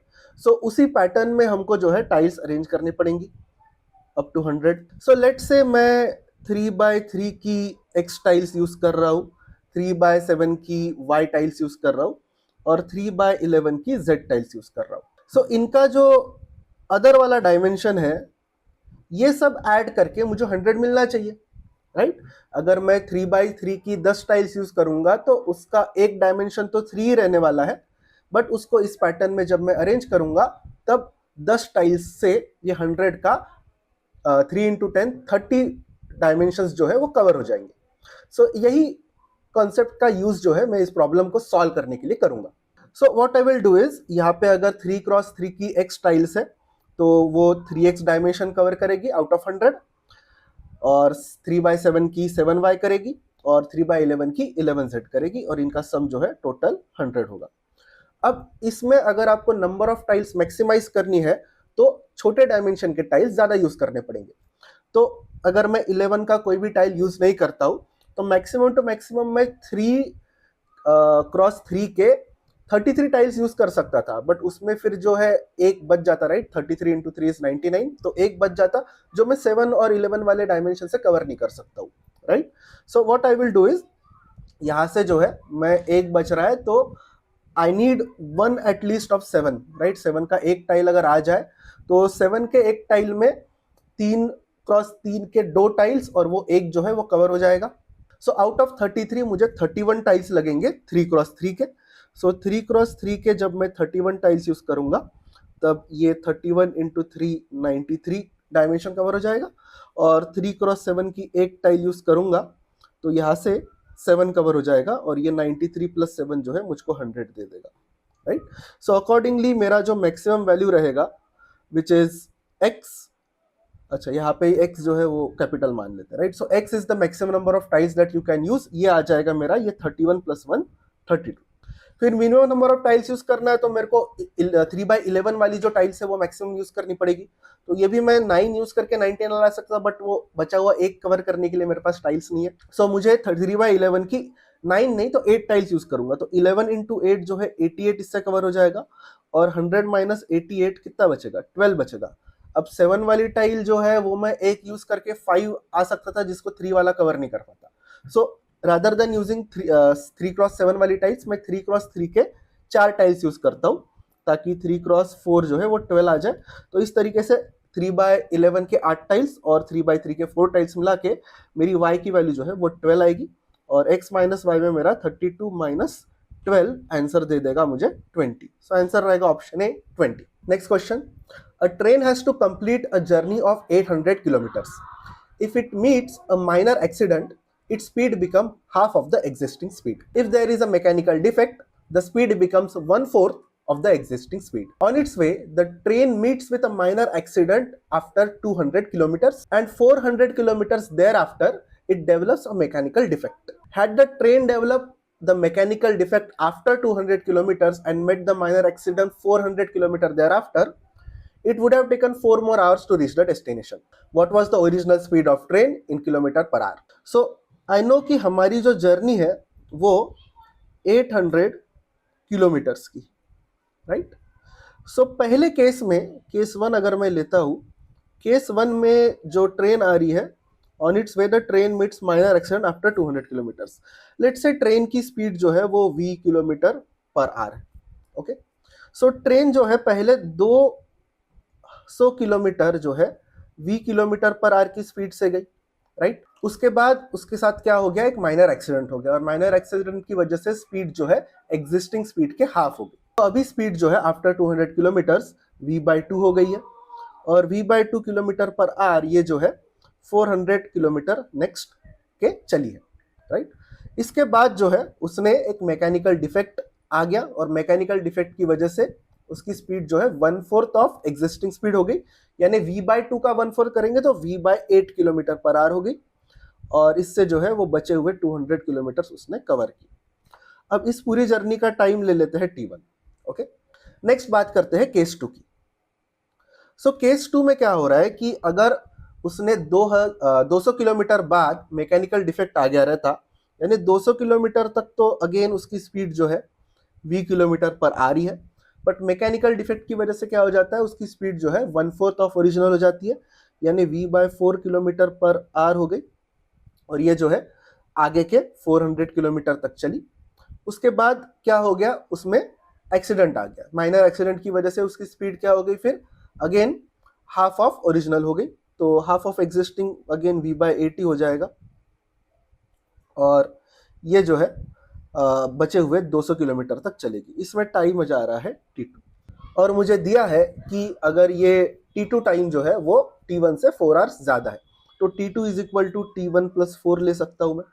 अब ये t2 का वैल्यू अगर निकालना है तो ये सारे अलग अलग सेक्शंस ऑफ जर्नी का टाइम जो है मुझे ऐड करना पड़ेगा. पहले सेक्शन में टाइम जो है डिस्टेंस अपॉन स्पीड से 200/v आ जाएगा, दूसरे केस में 400/v/2 आ जाएगा, ये 2 ऊपर जाके इसको 800 कर देगा तो 800/v, प्लस तीसरे केस में 200/v/8, वो 8 अगेन ऊपर चला जाएगा तो 8 2 16, 1600/v. ये जो है सम हमारा t1 रहेगा. और t2 का अगेन वैसे ही निकालते हैं, तो पहले केस में 200/v रहेगा, प्लस बचे हुए 400 का टाइम जो है अगेन डिस्टेंस अपॉन स्पीड से 400/v/4, तो ये 1600/v आएगा, और प्लस नेक्स्ट 200 किलोमीटर्स के लिए स्पीड v/8 है, तो इसमें टाइम जो है 1600/v आएगा. तो ये t2 का वैल्यू है. तो t2 का वैल्यू जो है अगर मैं ऐड कर दूं, इनका सबका डिनोमिनेटर जो है वो v है, तो न्यूमरेटर वैसे ही ऐड कर देते हैं, तो 1600 + 1600 3200 + 200 3400. सो 3400/v is equal to t1 में इनको ऐड करेंगे तो 1000 + 600 2600/v + 4. ये 2600/v जो है लेफ्ट साइड में जाके सब्ट्रैक्ट कर दो, 3400 - 2600 होगा, ये 800 आएगा, तो यहाँ से 800/v हमको 4 के बराबर मिलेगा, और v का वैल्यू आ जाएगा 800/4 which is equal to 200. Answer रहेगा option A. Next question, in the recruitment process the selection of candidates is based on their performance in 3 components. The weightage of the components 1 2 3 are 0.2, 0.3 and 0.5 respectively. Use the data given below and find the cutoff score if exactly 3 candidates are to be selected. तो बहुत ही simple question है. Component 1 का weightage जो है वो 0.2 है, component 2 का 0.3 है, और कंपोनेंट 3 का 0.5 है. तो नेट स्कोर जो आएगा वो 0.2 मल्टीप्लाइड बाय कंपोनेंट 1 का score plus 0.3 multiplied by component 2 का score plus 0.5 multiplied by component 3 का स्कोर आएगा. तो कैंडिडेट 1 का स्कोर जो है वो 0.2 × 5 प्लस 0.3 × 4 प्लस 0.5 × 6 रहेगा. ओके, कैंडिडेट 2 का स्कोर जो है वो 0.2 × 4 प्लस 0.3 × 6 प्लस 0.5 × 5 रहेगा. कैंडिडेट 3 का स्कोर जो है वो 0.2 × 3 प्लस 0.3 × 2 प्लस 0.5 × 8 रहेगा. कैंडिडेट 4 का स्कोर जो है वो 0.2 × 9 प्लस 0.3 × 4 प्लस 0.5 × 3 रहेगा. और कैंडिडेट 5 का स्कोर जो है वो 0.2 into 8 plus 0.3 into 8 plus 0.5 into 2 रहेगा। इन सबको कैलकुलेट करते हैं। 0.2 into 5 1 plus 0.3 into 4 1.2 plus 0.5 into 6 3, ये आ जाएगा कितना 3 प्लस 1 5.2, ये कितना आएगा 0.8 प्लस 1.8 प्लस 2.5, ये 8 प्लस 8 16 प्लस 5 21 कैरी 2 4 5 5.1 आएगा। ओके, ये 0.6 प्लस 0.6 प्लस 4, ये 5.2 आएगा। ये 1.8 प्लस 1.2 प्लस 1.5, ये ऐड होके 3 प्लस 1.5 4.5 आ जाएगा। ये 1.6 प्लस 2.4 प्लस 1, ये ऐड होके 4 प्लस 1 5 आ जाएगा। अगर मुझे बस 3 कैंडिडेट्स पास करने हैं तो आई कैन सी कि ये 3 हाईएस्ट स्कोर है 5.1 5.2। ओके, तो मेरा जो कट ऑफ स्कोर रहेगा वो 5.1 रहेगा। 5.1 से कम वाले स्टूडेंट जो है या कैंडिडेट जो है वो क्वालिफाई नहीं कर पाएंगे। तो आंसर यहाँ पे हो जाएगा simply option A 5.1। Next question, 3 partners A, B and C centered into a business. A invested 1/3 of the capital for 1/3 of the duration. B invested 1/4 of the capital for 1/4 of the duration. C invested the remaining capital for the whole duration. Out of the profit of 70,000, how much profit will C get? तो let's say total capital जो है वो C है और total time जो है वो T है। तो A ने जो है 1/3 ऑफ कैपिटल यानी C/3 इन्वेस्ट किया और टाइम जो है उसका 1/3 ऑफ द ड्यूरेशन है यानी T/3। तो इन्वेस्टेड इनटू टाइम नेट उसका वेटेड इन्वेस्टमेंट जो है वो CT/9 आ जाएगा। B ने अगेन 1/4 ऑफ द कैपिटल यानी C/4 इन्वेस्ट किया और ड्यूरेशन T/4 के लिए, तो नेट इन्वेस्टमेंट जो है CT/16 आ जाएगा। अब C ने रिमेनिंग कैपिटल, अब रिमेनिंग कैपिटल क्या रहेगी, टोटल कैपिटल C में से इनका जो कैपिटल इन्वेस्ट हुआ है C/3 प्लस C/4। ओके, और टोटल ड्यूरेशन यानी T से ही मल्टीप्लाई करना पड़ेगा। तो ये वैल्यू कितनी आएगी, so this is C minus ये 4C plus 3C 7C/12 into T। तो C माइनस 7C/12 जो है 5C/12 आ जाएगा, ये 5CT/12 आएगा, राइट। सो इनका जो प्रॉफिट जनरेट होगा टोटल, उसका जो डिस्ट्रीब्यूशन का रेशो है वो रेशो जो है वो आ जाएगा इनके इन्वेस्टमेंट के रेशो के हिसाब से। Okay, investment by investment I mean capital investment multiplied by time. Okay, time duration. तो यहाँ पे ये रेशो जो है, रेशो ऑफ A/B/C, ये CT/9 CT/16 5CT/12 रहेगा। यहाँ पे इनका एलसीएम लेंगे तो 16 और 9 का एलसीएम जो है वो 144 आता है। 12 सभी 144 होता है, तो सबको 144 से मल्टीप्लाई कर देंगे तो हमको जो है इंटीजर के टर्म्स में ये रेशो मिल जाएगा। सो 144/9 करेंगे तो 16 आएगा, 144/16 करेंगे तो 9 आएगा, और ये 5 इंटू 144/12 करेंगे तो 12 आएगा। तो प्रॉफिट डिस्ट्रीब्यूट होगा इन द रेशो 16:9:60 के टर्म्स में। ओके, तो मुझे नेट प्रॉफिट जो C को मिलेगा वो बताना है। टोटल प्रॉफिट है 17,000 मल्टीप्लाइड बाय C का जो शेयर है वो 60 है out of sum of this which is 16 plus 9 हो जाएगा 25, 25 प्लस 60 हो जाएगा 85। ओके, सो 5 12 सा 60, 5 17 सा 85, ये 17 1 सा तो 1000 इंटू 12, हमारा आंसर आ जाएगा सिंपली 12,000। आंसर रहेगा option A. Next question, there are two chemicals which do not react with each other. A container contains 10 liter of the chemical A. 1 liter of this chemical is removed from it and 1 liter of chemical B is poured. Then 1 liter of the mixture is removed from the container and 1 liter of B is poured.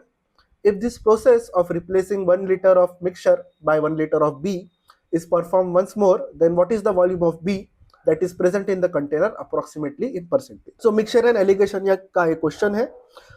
इसमें जो concept use हो रहा है वो ऐसा है कि अगर आपके पास एक कंटेनर है जिसमें x यूनिट्स ऑफ लिक्विड है और इसमें से y यूनिट्स जो है वो लिए जाते हैं वंस एक बारी में और रिप्लेस किए जाते हैं, तो n ऑपरेशंस के बाद, after n operations, pure liquid यानी जो x की क्वांटिटी बच जाएगी वो दी जाती है x into 1 minus y by x to the power n से। ओके, सो आई नो कि इस क्वेश्चन में मेरे पास जो है 10 लीटर्स ऑफ लिक्विड या केमिकल A है, तो x का वैल्यू यहाँ पे जो है वो 10 हो जाएगा, और उसमें जो क्वांटिटी मैं निकाल रहा हूँ या रिप्लेस कर रहा हूँ वो है हर केस में 1 लीटर। और मेरे ऑपरेशंस कितने हो रहे हैं ये देखो, 1 लीटर जो है हमने केमिकल रिमूव किया, उसके बाद एक बार और किया, और उसके बाद एक बार और किया, तो 3 बार जो है ये प्रोसेस हो रही है। तो एक ही क्वांटिटी जो बच जाएगी, एक ही, अब देखो मेरे पास 10 लीटर्स ऑफ लिक्विड है, एक ही क्वांटिटी जितनी बचेगी 10 में से वो माइनस कर देंगे तो बी की क्वांटिटी कितनी है वो आ जाएगा। सो एक ही क्वांटिटी जो बचेगी वो हो जाएगी 10 into 1 minus 1 by 10 to the power 3। ये आ जाएगा 10 into 9 by 10 to the power 3 के बराबर, विच इज 10 इंटू 9 का क्यूब 729 अपॉन 10 का क्यूब 1000, ये 0 0 कट, तो 7.29 जो है मेरे पास ए रहेगा। तो बी जो रहेगा वो बेसिकली 10 माइनस 7.29 रहेगा, तो बी का वैल्यू 10 माइनस 7.29, 10 में से 9 गए 1, 9 में से 2 गए 7, और फिर 9 में से 2 गए 2, तो 2.71 जो है ये मेरे पास बी का क्वांटिटी है, और इसका परसेंटेज निकालना है तो ये 2.71 अपॉन टोटल क्वांटिटी 10 इंटू 100 हो जाएगा, तो ये जो है लगभग 27% आएगा। आंसर रहेगा option B. Next question, a shopkeeper employs a delivery boy and gives him a motorcycle for home delivery. For every delivery, the boy is given rupees 5. At the end of the day, he also gets rupees 2 for every kilometer of the distance covered in the day. The boy wants to earn more than rupees 500 a day, but does not want to travel more than 100 kilometers.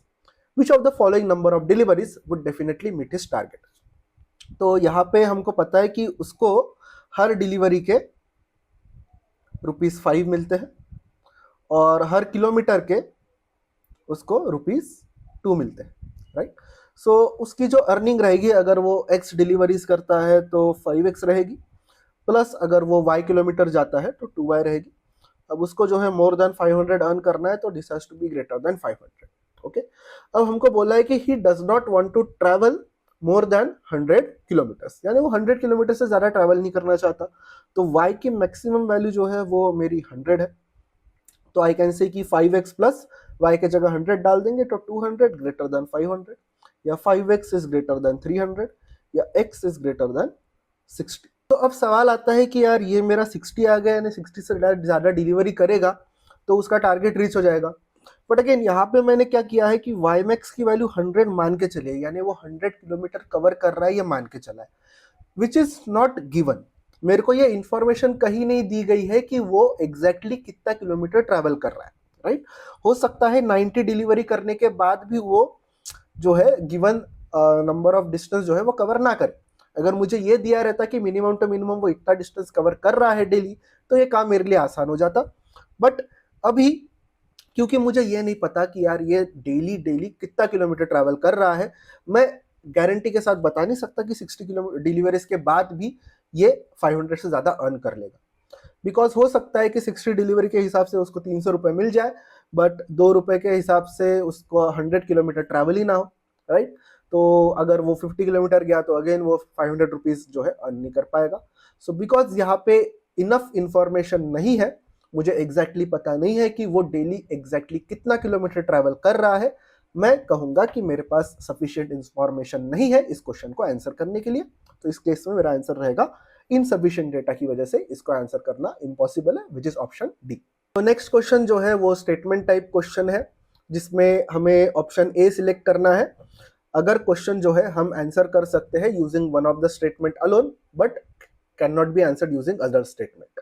Okay, option B select करना है अगर हम question को answer कर सकते हैं using either of the one statement. Option C select करना है अगर हमको दोनों स्टेटमेंट को टुगेदर यूज करना पड़ रहा है उसको आंसर करने के लिए, बट इंडिविजुअली को यूज करके हम आंसर नहीं कर पा रहे हैं।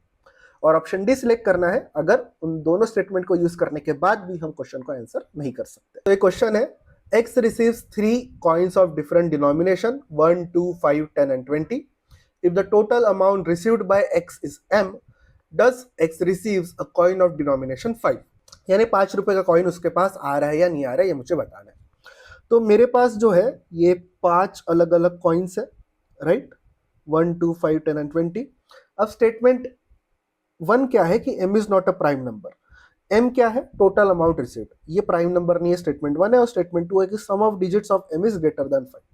तो ये दो स्टेटमेंट का यूज करके क्या मैं ये बता पा सकता हूं कि उसको 5 रुपए का कॉइन मिला या नहीं मिला। ओके, सो लेट्स से कि यहाँ पे 5 में से मैं 3 कॉइन सिलेक्ट करता हूं, तो नंबर ऑफ कॉम्बिनेशन जो है वो 5c3 हो जाएंगे, which is 5 factorial by 3 factorial 2 factorial, which is 5 into 4 by 2, which is equal to 10।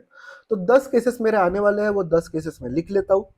ये 1 to 5 आएगा, फिर 1 to 10, 1 to 20। ओके, उसके बाद 1 5 10, 1 5 20, उसके बाद 1 10 20, उसके बाद 2 5 10, 2 5 20, और 1 2 3 4 5 6 7 8, 2 10 20, और फिर 5 10 20। ये जो है मेरे 10 केसेस आ जाएंगे। राइट, पैटर्न में आप जो है देख सकते हो किस तरीके से मैंने इसे बनाया है। ओके, और अब जो है उसके पास टोटल अमाउंट कितना आ रहा है वो निकाल लेते हैं इससे। यहाँ पे आएगा 8, यहाँ पे 13, यहाँ पे 23, यहाँ पे 16, यहाँ पे 26, यहाँ पे 31, यहाँ पे 17, यहाँ पे 27, यहाँ पे 32, और यहाँ पे 35।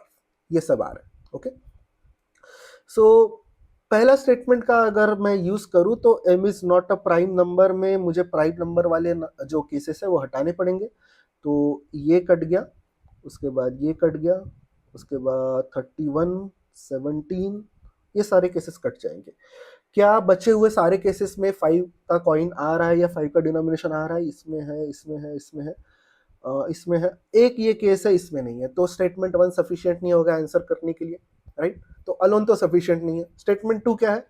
सम of digits of m is greater than 5। Sum of digits अगर निकालेंगे तो यहाँ पे 8 4 5 7 8 4 8 9 5 8। तो ये सारे केसेस मेरे को कट करने पड़ेंगे जहां पे सम जो है वो 5 से कम है। तो क्या बचे हुए सारे केसेस में सम ऑफ डिजिट्स जहां पे ग्रेटर देन 5 है उसमें 5 का कॉइन आ रहा है? हाँ, इसमें है, इसमें भी है, इसमें भी है, इसमें भी है, इसमें भी है, और इसमें भी है। तो स्टेटमेंट 2 अलोन सफिशिएंट है मुझको बताने के लिए कि क्या 5 का कॉइन आ रहा है या नहीं आ रहा है। क्योंकि अगर मैंने ऐसे सारे केसेस हटा दिए जहां पे सम ऑफ जो डिजिट्स है m के वो 5 या 5 से कम है, तो उस केस में बचे हुए सारे केसेस पे मेरे पास 5 का कॉइन आ रहा है इसके डिनोमिनेशन में। तो मेरा आंसर रहेगा कि I can answer this using either only one of the statement alone. Okay, तो उस केस में मेरा आंसर हो जाएगा कि this question can be answered using one of the statement alone but can not be answered using other statement. Right, A का use नहीं कर सकते, बट स्टेटमेंट 1 का यूज नहीं कर सकते, बट स्टेटमेंट 2 का यूज करके तुम इसे आंसर कर सकते हो। तो इसका आंसर जो है रहेगा option A. So next statement type question है। क्वेश्चन है कि for two distinct real numbers x and y, which of them is bigger? Statement 1 is x square less than y less than 1. Statement 2 is y less than root x less than 1. सो हमको बताना है कि x और y में से कौन सा number बड़ा है। फर्स्ट स्टेटमेंट मुझे क्या दिया है? x square less than y less than 1। Right, so इस केस में x स्क्वायर भी लेस देन 1 है, y भी लेस देन 1। अब क्योंकि x स्क्वायर है तो स्क्वायर निगेटिव नहीं हो सकता, तो x स्क्वायर ग्रेटर देन 0 आ जाएगा, और y greater than x square है तो y भी ग्रेटर देन 0 आएगा। तो दोनों पॉजिटिव नंबर्स रहेंगे, दोनों जो है फ्रैक्शन रहेंगे, क्योंकि लेस देन 1 है, 0 से 1 के बीच में रहेंगे। अब यार यहाँ पे मैं दो केसेस ले सकता हूँ। इस केस में y तो ग्रेटर देन 0 है, बट x ग्रेटर देन 0 है या नहीं मुझे पता नहीं। राइट, x जो है मे बी पॉजिटिव और निगेटिव, अभी मेरे पास ये इंफॉर्मेशन नहीं है फिलहाल। तो अब मैं ऐसे एग्जांपल ले सकता हूँ जिसमें मैं इस जो x ग्रेटर देन y है इसके दोनों केसेस लेके आ जाऊँ, x ग्रेटर देन y भी और x लेस देन y भी। ये दोनों केसेस अगर आ रहे होंगे तो मेरा स्टेटमेंट 1 जो है सफिशिएंट नहीं रहेगा। Right, because I need definite answer. मुझे जो है दो अलग अलग केसेस नहीं चाहिए, मुझे सारे सेम केसेस चाहिए जो आने चाहिए गिवन इंफॉर्मेशन को यूज करके। तो नहीं आ रहे तो वो स्टेटमेंट जो है सफिशिएंट नहीं है आंसर करने के लिए। So what I can do is, मैं जो है x का वैल्यू अगर -0.6 ले लेता हूँ तो x स्क्वायर का वैल्यू जो है 0.36 हो जाएगा। और y का वैल्यू जो है क्योंकि इससे ज़्यादा है 0.4 ले लेता हूँ, तो उस केस में y ग्रेटर देन x आ जाएगा।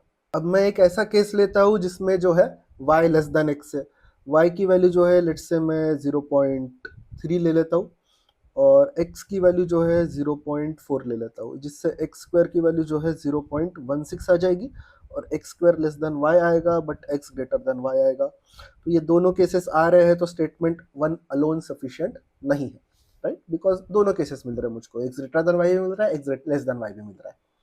नेक्स्ट में क्या है, y less than root x less than 1। तो यार रूट एक्स है तो x जो है वो पॉजिटिव है, लेस देन 1 है, तो x 0 से 1 के बीच में रहेगा, राइट। और y जो है again may be positive may be negative आ जाएगा, क्योंकि y के बारे में मेरे पास इनफ इंफॉर्मेशन नहीं है, राइट। सो अगेन एक केस लेते हैं जिसमें y की वैल्यू निगेटिव है, लेट्स से y जो है -0.6 है और यहाँ पे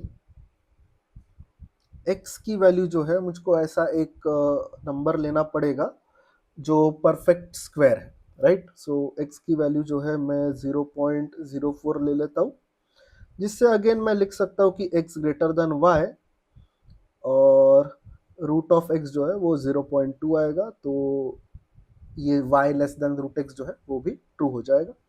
एक केस मुझे ऐसा देखना पड़ेगा कि क्या यहाँ पे मैं x लेस देन y भी प्रूव कर सकता हूँ। सो उसके लिए अगेन मुझे कुछ सोचना पड़ेगा। सो y की वैल्यू अगर मैंने 0.4 ले ली और x की वैल्यू जो है मैंने 0.25 ले ली, तो यहाँ पे x लेस देन y है बट रूट ऑफ x जो है वो 0.5 आएगा जो ग्रेटर देन y है। तो इस केस में भी मेरे दोनों केसेस आ रहे हैं, x ग्रेटर देन y और x लेस देन y। दोनों एग्जाम्पल लेके मैं इस कंडीशन को सेटिस्फाई कर सकता हूँ, तो स्टेटमेंट 2 भी सफिशिएंट नहीं है अलोन। और इनको अगर मैं कंबाइन भी कर दूं तो भी मैं जो है ये नहीं बता पाऊंगा कि x बड़ा रहेगा या y बड़ा रहेगा, बिकॉज यहाँ पे अगर मैं x स्क्वायर लेके जाता हूँ तो x स्क्वायर जो है 0.0625 आएगा, तो which is less than y, और यहाँ पे x स्क्वायर करूँगा तो वो 0.0016 आएगा which is again less than y। तो अगर मैंने दोनों कंबाइन भी कर दिए तो भी ये दोनों कंडीशन सेटिस्फाई हो जाती है। तो मेरा आंसर रहेगा कि none of the statements are sufficient enough to answer the question, तो मेरा answer would be option D, that question cannot be answered even using any of the statement। अगला क्वेश्चन है, if x and y are integers then is x even। statement 1 is x square y square is even and statement 2 is 1 plus x square plus y square is odd, right। तो x even है क्या मुझे बताना है, x और y integers है। अब यार एक्स स्क्वायर वाई स्क्वायर अगर मैं कहता हूँ कि इवन है, तो यहाँ पे ये जो है x इंटू वाई है, तो अगर y भी इवन हो गया और x ऑड हो गया तो भी ये पूरी क्वांटिटी जो है वो इवन हो जाएगी, राइट। किसी मल्टीप्लिकेशन को इवन बनाने के लिए हमको सिर्फ एक उसमें इवन नंबर चाहिए होता है, तो अगर y इवन है x ऑड है तो भी x square y square even रहेगा, तो स्टेटमेंट 1 अलोन सफिशिएंट नहीं है इसे आंसर करने के लिए। स्टेटमेंट 2 पे जाते हैं कि x square plus y square plus 1 is odd. तो x square plus y square odd है, इसका मतलब x square plus y square जो है वो इवन है, और अगर x square plus y square even है, दो नंबर का सम इवन तब रहता है जब या तो बोथ इवन हो या बोथ ऑड है, राइट। सो अगर एक्स ऑड हो गया और वाई भी ऑड हो गया तो भी उनका जो स्क्वायर का सम है वो इवन हो जाएगा, क्योंकि ऑड इंटू ऑड करेंगे तो ऑड आएगा, तो एक्स स्क्वायर भी ऑड हो जाएगा, वाई स्क्वायर भी ऑड हो जाएगा, उनका सम करेंगे तो इवन आ जाएगा। तो ये भी अलोन सफिशिएंट नहीं है आंसर करने के लिए। लेट्स से हम इन दोनों का यूज़ अगर साथ में करें तो क्या हम बता सकते हैं। तो अगेन यहाँ पे ये इंफॉर्मेशन निकल के आ रही है स्टेटमेंट 1 से कि इधर x और y इज इवन, राइट। उनमें से कम एक तो इवन है, तभी जाके जो है x square y square even होने वाला है, राइट। सो यहाँ पे इन दोनों में से एक तो इवन आएगा, राइट। सो अगर मैं कह सकता हूँ कि चलो वाई स्क्वायर इवन है, या अगर मैं कह लेता हूँ कि वाई स्क्वायर ऑड है। अगर वाई स्क्वायर ऑड बोल दिया तो उस केस में एक्स को इवन होना पड़ेगा, बिकॉज वाई स्क्वायर ऑड है तो वाई ऑड है, और वाई ऑड है तो एक्स स्क्वायर वाई स्क्वायर को इवन करने के लिए एक्स को इवन रहना पड़ेगा, तो इससे एक्स इवन जो है वो क्लियर हो जाएगा। अगर वाई स्क्वायर इवन है यानी वाई इवन है और फिर x square plus y square अगर इवन आ रहा है तो वो तभी आएगा जब दोनों इवन रहेंगे। तो अगेन अगर वाई स्क्वायर इवन है तो गारंटीड एक्स स्क्वायर को भी इवन रहना पड़ेगा ताकि x square plus y square even आ सके। तो आई कैन से कि using both of the statements I can answer the question. Okay, तो मेरा आंसर रहेगा कि I can answer is using both of the statement together but cannot be answered using either statement alone, which is option C. Next question है x is a collection of certain odd numbers where y is a collection of certain even numbers. t consists of the numbers all of which are either from x or from y, या तो x से है या तो y से है. is every number of t from y, ये हमको बताना है. Statement 1 है the sum of any two numbers belonging to t is even.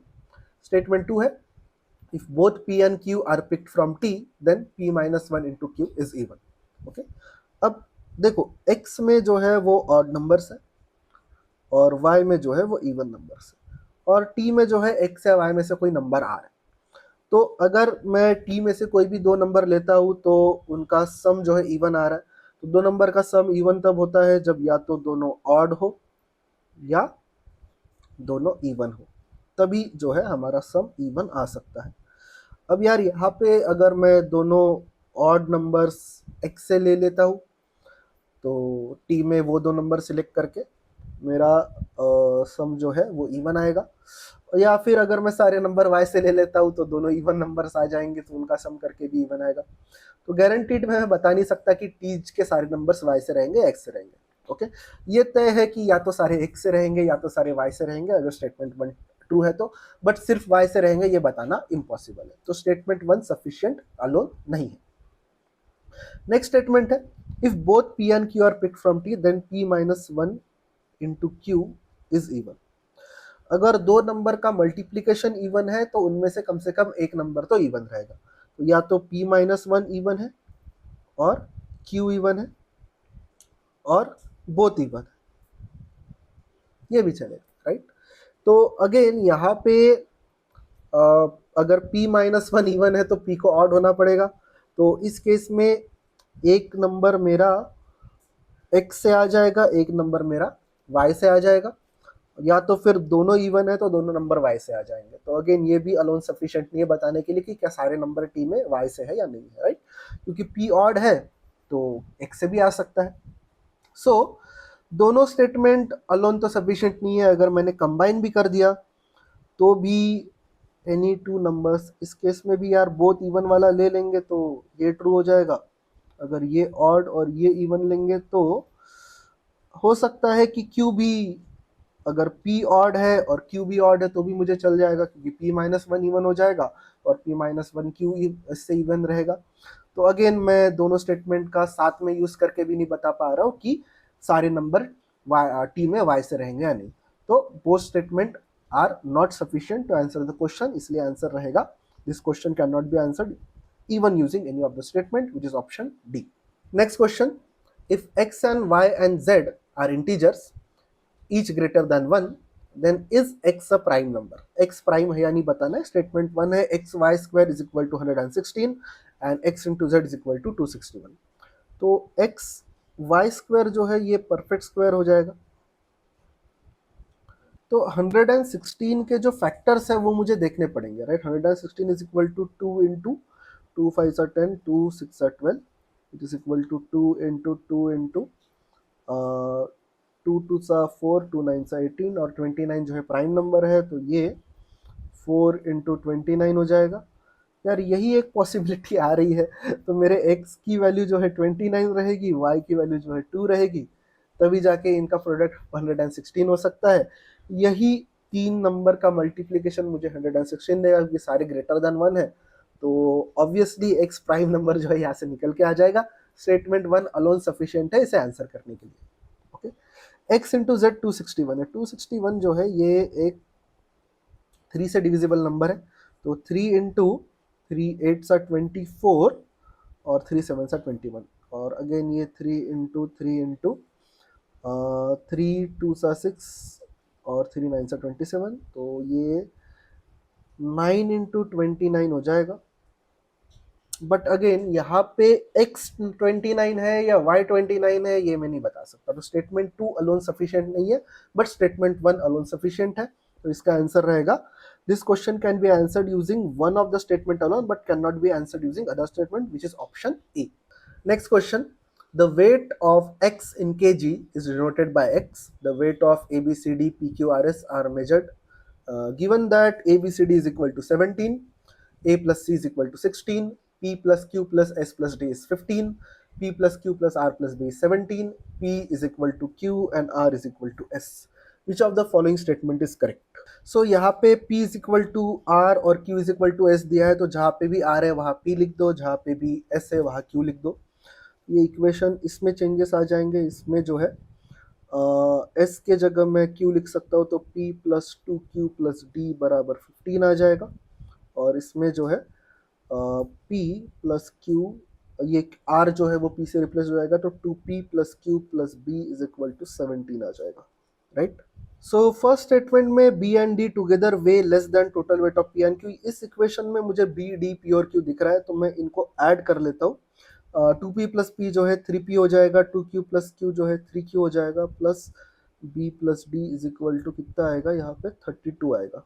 ये एक इक्वेशन आएगी। सो अगेन इससे जो है एग्जैक्टली बताना मुश्किल रहेगा कि क्या हो रहा है।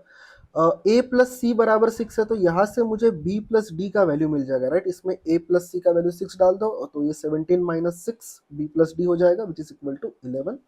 b प्लस डी का वैल्यू डालेंगे तो 3p प्लस 3q जो है वो फिर 32 माइनस 11 आएगा। 3 टाइम्स p प्लस q का वैल्यू जो है वो 21 आ जाएगा, और p प्लस q का वैल्यू जो है वो 7 आएगा। तो p एंड q का वेट है 7 और b और d का वेट है 11, तो पहला स्टेटमेंट तो गलत है। b और d will be more than total weight of p and q। फिर a प्लस सी जो है वो 6 है, तो p प्लस क्यू इज 7, तो p and q together weigh more than total weight of a and c। This is correct answer रहेगा option C. p weighs more than q, q weighs more than p, ये मैं बता नहीं पाऊंगा कि exactly क्या रहेगा, क्योंकि मेरे पास वो रिलेशनशिप नहीं है और आंसर एक ही है, तो ये स्टेटमेंट करेक्ट आ रहा है, तो answer here would be option B. Next question is, how many words can one form by shuffling the letters of the word q u e u e if q is always followed by u? The word thus formed need not necessarily have any meaning.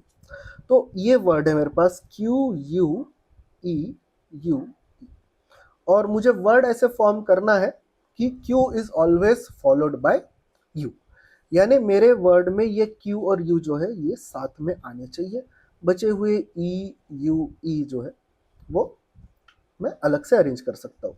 तो I can say कि मेरे पास जो है ये 4 boxes है जिनको मुझे अरेंज करना है, तो इनके अरेंजमेंट के वेज जो है 4 फैक्टोरियल रहेंगे, बट इसमें 2 जो है सिमिलर है, तो डिवाइडेड बाय 2 फैक्टोरियल हो जाएगा। सो 4 फैक्टोरियल अपॉन 2 फैक्टोरियल हो जाएगा 4 into 3 into 2 upon 2, 2 cut, answer रहेगा 12, which is option D. Next question, X Y and Z jump forward 4, 6 and 5 respectively. ये यूनिट्स मान लेते हैं। At 8 a.m. they all land on mark 199.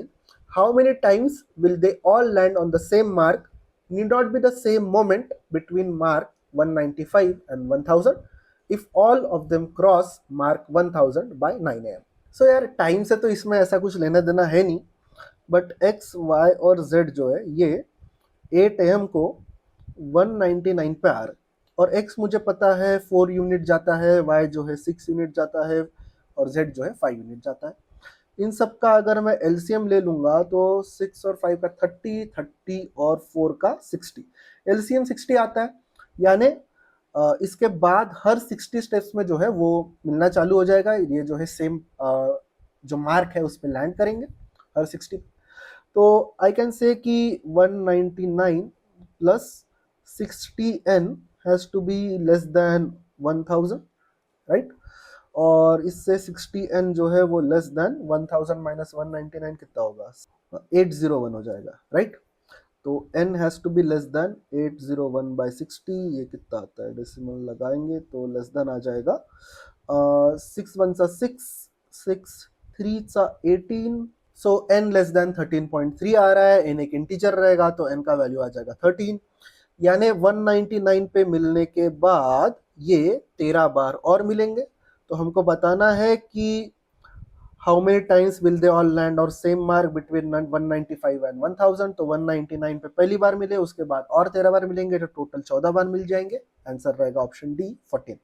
यहाँ पे n 13 आने के बाद थोड़ा सोचना, डायरेक्टली 13 पे टिक मत करना। ये n जो इंडिकेट कर रहा है 199 यानी कॉमन मार्क पे आने के बाद और कितने बार वो सेम कॉमन मार्क पे आएंगे, ये बताने के लिए वो इंडिकेट कर रहा है। n का वैल्यू 13, तो 199 जहां पे वो पहली बार मिले उसको भी कंसिडर करना है, इसलिए आंसर रहेगा 13 + 1 14। Next question, a toy T jumps forward और backward. In each forward jump it moves 5 unit forward, where in each backward jump it moves 2 unit backwards. If in 31 jumps t moves exactly 15 units forward, then what is the difference of the number of forward and backward jumps? तो 31 उसने jump किए और इसमें जो है 15 units forward गया है overall, right. सो मैं कह सकता हूं कि n फॉरवर्ड जंप्स ले लेते हैं और 31 माइनस n बैकवर्ड जंप्स आ जाएंगे। और n फॉरवर्ड है, हर फॉरवर्ड में 5 जा रहा है, तो डिस्टेंस कवर्ड जो है वो 5n हो जाएगा। माइनस 31 माइनस n टाइम्स वो बैक जा रहा है और हर बैक में 2 यूनिट्स कवर कर रहा है, तो 31 माइनस n इंटू 2, ये जो है हमारा नेट उसका मूवमेंट रहेगा which is equal to 15 units. तो ये 5n minus 62 minus 2n is equal to 15 हो जाएगा। 5n minus 62 plus 2n is equal to 15. 7n is equal to, ये 62 उधर जाके ऐड हो जाएगा which is equal to 77. n का वैल्यू आ जाएगा 11 और 31 माइनस n का वैल्यू आ जाएगा 31 minus 11 which is equal to 20. तो जो डिफरेंस रहेगा 20 माइनस 11 9, तो आंसर रहेगा ऑप्शन डी। नेक्स्ट क्वेश्चन है, 8 persons P Q R S T U V and W sit around a round table in 8 different seats placed with equal distance between any 2 consecutive seats. Both P and R are adjacent to Q. Both T and R are adjacent to S. Both U and W are adjacent to V. S and W are on opposite chairs. If while going in clockwise direction around the table from P, one meets R before T, then how many persons shall Q cross while moving in clockwise direction around the table before meeting W? सो एक clockwise table हम बनाते हैं जहाँ पे ये 8 positions लगा देते हैं, राइट, 8 पर्सन्स के लिए। ये हमारे हो गए total 8 position. So let's follow the statements. सबसे पहले बोला है both Q1 Q are adjacent to Q। यहाँ पे मैं फाइनल अरेंजमेंट लिखता हूँ, यहाँ पे मैं पॉसिबल अरेंजमेंट्स क्या क्या हो सकते हैं वो एक बार बना लेता हूँ, right. So I have this 8 positions, 1 2 3 4 5 6 7 8।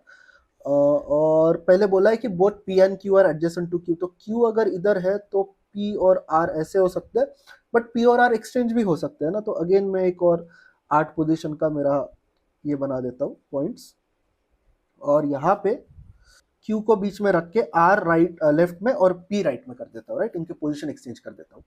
फिर मुझे बोला है both T and R are adjacent to S, तो S इधर होगा और T इधर होगा, इस केस में S इधर होगा और T इधर होगा, राइट। S जो है T और R के बीच में आएगा। नेक्स्ट बोला है both U and W are adjacent to V, तो U W V का मेरे पास अभी कोई है नहीं। नेक्स्ट स्टेटमेंट पे जाते हैं उसके। S and W are on opposite chairs, तो S अगर इधर है तो W यहाँ पे होगा, S अगर इधर है तो W यहाँ पे होगा अगेन। और फिर मुझे ऊपर वाले स्टेटमेंट में वापस जाते हैं कि both U and V are adjacent to, both U and W are adjacent to V, तो V इधर रहेगा और U इधर रहेगा, V इधर रहेगा और U इधर रहेगा। तो ये 2 अरेंजमेंट्स बन रहे हैं जिसमें सब कुछ फॉलो हो रहा है, ओके। नेक्स्ट क्या बोला है, if while going in clockwise direction around the table from P से क्लॉकवाइज डायरेक्शन पे जब हम जाते हैं, one meets R before T, R से पहले मिल रहा है, तो यहाँ पे R से पहले मिलना हो रहा है क्या, T से नहीं हो रहा, तो ये अरेंजमेंट कट हो जाएगी। यहाँ से R से पहले मिलना हो रहा है, तो ये एक अरेंजमेंट रहेगी। तो इस अरेंजमेंट को मैं यहाँ पे लिख देता हूँ, यहाँ पे U Q P R W S V और T। अब क्वेश्चन में क्या मुझे बोला क्या है कि how many person shall Q cross while moving in clockwise direction around the table before meeting W। तो W से मिलने से पहले Q कितने लोगों को क्रॉस करेगा, तो ये 1 2 3 4 5, 5 लोगों को क्रॉस करेगा, तो मेरा आंसर रहेगा option A. Next question, the top of a table is rectangular and its dimension are 6/10. Two rectangular portions of the tabletop are painted in blue color. Both these portions have dimensions 2.5 cross 8, and each of them has exactly two sides common with two edges of the tabletop. If the table is fixed to the ground and the remaining portion of the tabletop is painted in white, how many different patterns are possible when observed from above? So एक table top है मेरे पास जिसका dimension मुझे दिया है कितना, 6x10. सो ये मान लेते हैं 6, ये मान लेते हैं 10. ओके, अब दो रेक्टेंगुलर पोर्शन जो है टेबल टॉप के वो ब्लू कलर में पेंटेड है, दोनों के डायमेंशन जो है 2.5x8, और each of them has exactly two sides common with two edges of the table top. तो यहाँ पे अगर मैं दो साइड्स कॉमन वाला पकड़ूंगा तो एक कॉर्नर तो वो पकड़ लेंगे, राइट. सो और ये 8 डायमेंशन है और ये 2.5 है, तो अगर एक मैं यहाँ पे लेता हूँ 2.5x8 जो है कुछ इस तरीके से आएगा, और दूसरा 2.5x8 अगर मुझे पुट करना है तो मैं वो यहाँ पे पुट कर सकता हूँ. अगेन 2.5x8 एक ये आ जाएगा, या फिर इस कॉर्नर का यूज कर सकता हूँ, या ये आ जाएगा. तो ये दो अरेंजमेंट्स तो मेरे बन रहे हैं, राइट. और इसमें भी मैं इसको यहाँ पे भी शिफ्ट कर सकता हूँ, right. I can shift this like this. तो यहाँ पे भी इसके दो बन रहे हैं, तो 2x2 जो है 4 अरेंजमेंट्स तो मेरे हो रहे हैं, राइट. सो यही पॉसिबिलिटीज है, क्योंकि ये दोनों पोर्शन जो है वो सिमिलर ही है, तो ऐसा तो नहीं कि मैं ऊपर वाला नीचे, नीचे वाला ऊपर लाके कुछ डिफरेंट पैटर्न बना सकता हूँ. सिमिलर पैटर्न बनेगा. तो ये ऊपर वाला लेफ्ट में, ये नीचे वाला लेफ्ट में, ये ऊपर वाला लेफ्ट में, नीचे वाला राइट में, ये दो पैटर्न हो गए. फिर ऊपर वाला राइट, नीचे वाला लेफ्ट तीसरा, और ऊपर वाला राइट और नीचे वाला भी राइट चौथा. तो ये 4 पैटर्न बन जाएंगे. आंसर रहेगा option B. Next question, a pattern formed by 2 characters A and B is repeated more than once in the following string. What is x in the 7th and 8th position from the left in the above string. तो 7th और 8 यानी 1 2 position बोला, 1 2 3 4 5 6 7 8, ये वाले position पे क्या आ रहा है ये मुझे बताना है. ओके, सो ए और बी का पैटर्न मुझे जो है बनाना पड़ेगा सबसे. तो टोटल लेटर्स मेरे कितने, 1 2 3 4 5 6 7 8 9 10 11 12 13 14 15, 15 अगर मेरे पास टोटल लेटर्स है, तो पैटर्न जो है या तो 5 5 5 रहेगा या 3 3 3 3 3 रहेगा. अगर 3 3 3 का पैटर्न है तो वो एंड के लेटर्स मेरे बी ए बी है, तो यहाँ पे बी ए बी तो पॉसिबल नहीं है, तो 3 वाला 3 कट करते, 5 वाला रखते हैं. सो 5 वाले में आखिर के 3 मेरे जो लेटर्स है बी ए बी है. तो ये 1 2 के बाद बी ए बी होगा, तो एक्स बी फिर बी ए बी इसके अकॉर्डिंगली, राइट. और फिर फर्स्ट लेटर मेरा ए है, तो यहाँ पे पहला x के जगह भी a आ जाएगा उसके करस्पॉन्डिंग, और सेकंड लेटर b आ जाएगा. तो ये मेरा जो यूनिट है ये रिपीट हो रहा होगा. तो देखते हैं ये जम रहा है क्या, a b b a b. So a b b a b a b b a b a b b a b, right आ रहा है. तो यहाँ पे x के जगह b b आ जाएगा. मेरा आंसर रहेगा ऑप्शन डी. ओके, तो very simple question. Next question, if 10 to the power m into 1000 into n is equal to 75 to the power 25 multiplied by 25 to the power 32 multiplied by 32 to the power 75, where n is not divisible by 10, then the value of n is. So सबका जो है prime factorisation मुझे करना पड़ेगा. यहाँ पे 10 की power m को मैं 2 की पावर m into 5 की पावर m लिख सकता हूँ. 1000 को 10 की पावर 3 यानी 2 की पावर 3 into 5 की पावर 3 लिख सकता हूँ, into n लिख सकता हूँ. तो ये मेरा लेफ्ट हैंड साइड हो गया, इसमें 2 और 5 आ रहा है. 75 टू द पावर 25 को मैं 3 इंटू 25 या 3 into 5 square to the power 25 लिख सकता हूँ. तो ये 3 to the power 25 into 5 to the power 50 आ जाएगा. 25 टू द पावर 32 को मैं 5 to the power 2 to the power 32 लिख सकता हूँ. तो ये 5 टू द पावर 64 आ जाएगा. और 32 टू द पावर 75 को मैं 2 to the power 5 to the power 75 लिख सकता हूँ. 2 टू द पावर 5 is 32. तो ये 2 टू द पावर 75 इंटू 5 375 आ जाएगा। ओके, और यहाँ पे फिर जो है इनके कॉम्बिनेशन को, इनके मल्टीप्लिकेशन को पूरा एक साथ करके मुझे 3 to the power 25 multiplied by 5 to the power ये 60 प्लस 50 कितना आएगा, 414 multiplied by 2 to the power 375 आएगा। सो यहाँ पे तो 2 और 5 के पावर जो है वो सेम आ रहे हैं। सो यहाँ पे भी मुझे जो है एग्जैक्टली 2 की पावर m प्लस 3 आ रहा है और इधर 5 की पावर भी m प्लस 3 आ रहा है, इंटू n आ रहा है। यहाँ पे मैं 5 की मैक्सिमम टू मैक्सिमम पावर देख रहा हूँ 114 हो जाएगी।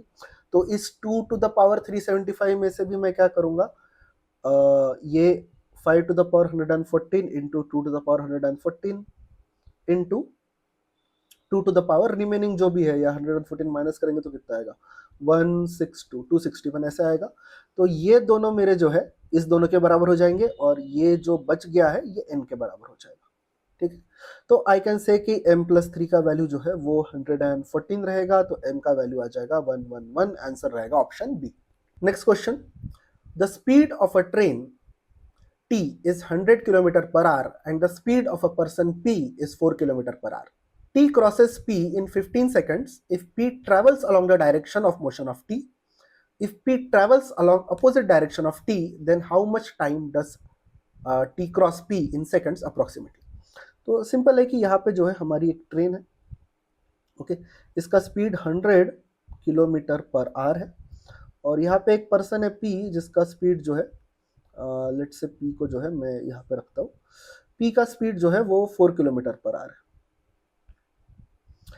t क्रॉस करता है या ट्रेन जो है पर्सन को क्रॉस करती है 15 सेकंड्स में, जब वो सेम डायरेक्शन में ट्रैवल करे। सेम डायरेक्शन में ट्रैवल करेंगे तो रिलेटिव स्पीड जो है वो सब्ट्रैक्ट हो जाएगी इनकी, 100 माइनस 4 96 हो जाएगा, और डिस्टेंस जो है वो बेसिकली लेंथ ऑफ ट्रेन के बराबर रहेगा।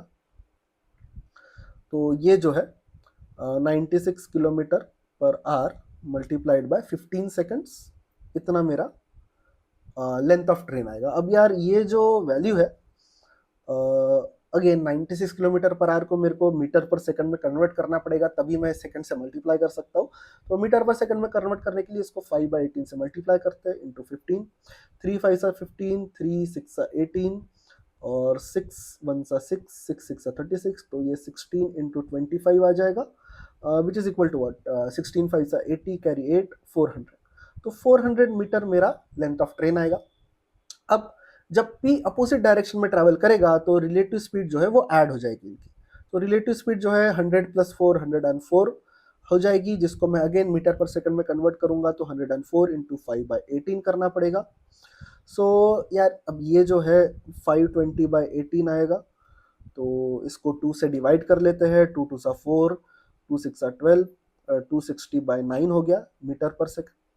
और अगेन उसको जो है अगेन लेंथ ऑफ ट्रेन के बराबर ही डिस्टेंस कवर करना पड़ेगा, तो जो टाइम लेगा वो आ जाएगा डिस्टेंस अपॉन स्पीड। डिस्टेंस जो है लेंथ ऑफ ट्रेन के बराबर है, तो 400/260/9, तो 260 नीचे 9 को ऊपर डाल दो, ये 0 0 कट हो जाएगा, ये 13 सा ये 20 सा, तो ये रहेगा कितना 180/13 विच इज इक्वल टू 13 1 सा 13 और बचेगा 50, तो 13 3 सा 39, 50 माइनस 39 इज 11 और 1 1 10 हो जाएगा, और 13 7 सा 91, 13 8 सा 104, तो 13.8 के अराउंड मेरा आंसर रहेगा। तो correct answer would be option C. So that's it for the UPSC CSAT 2026 aptitude and logical reasoning questions.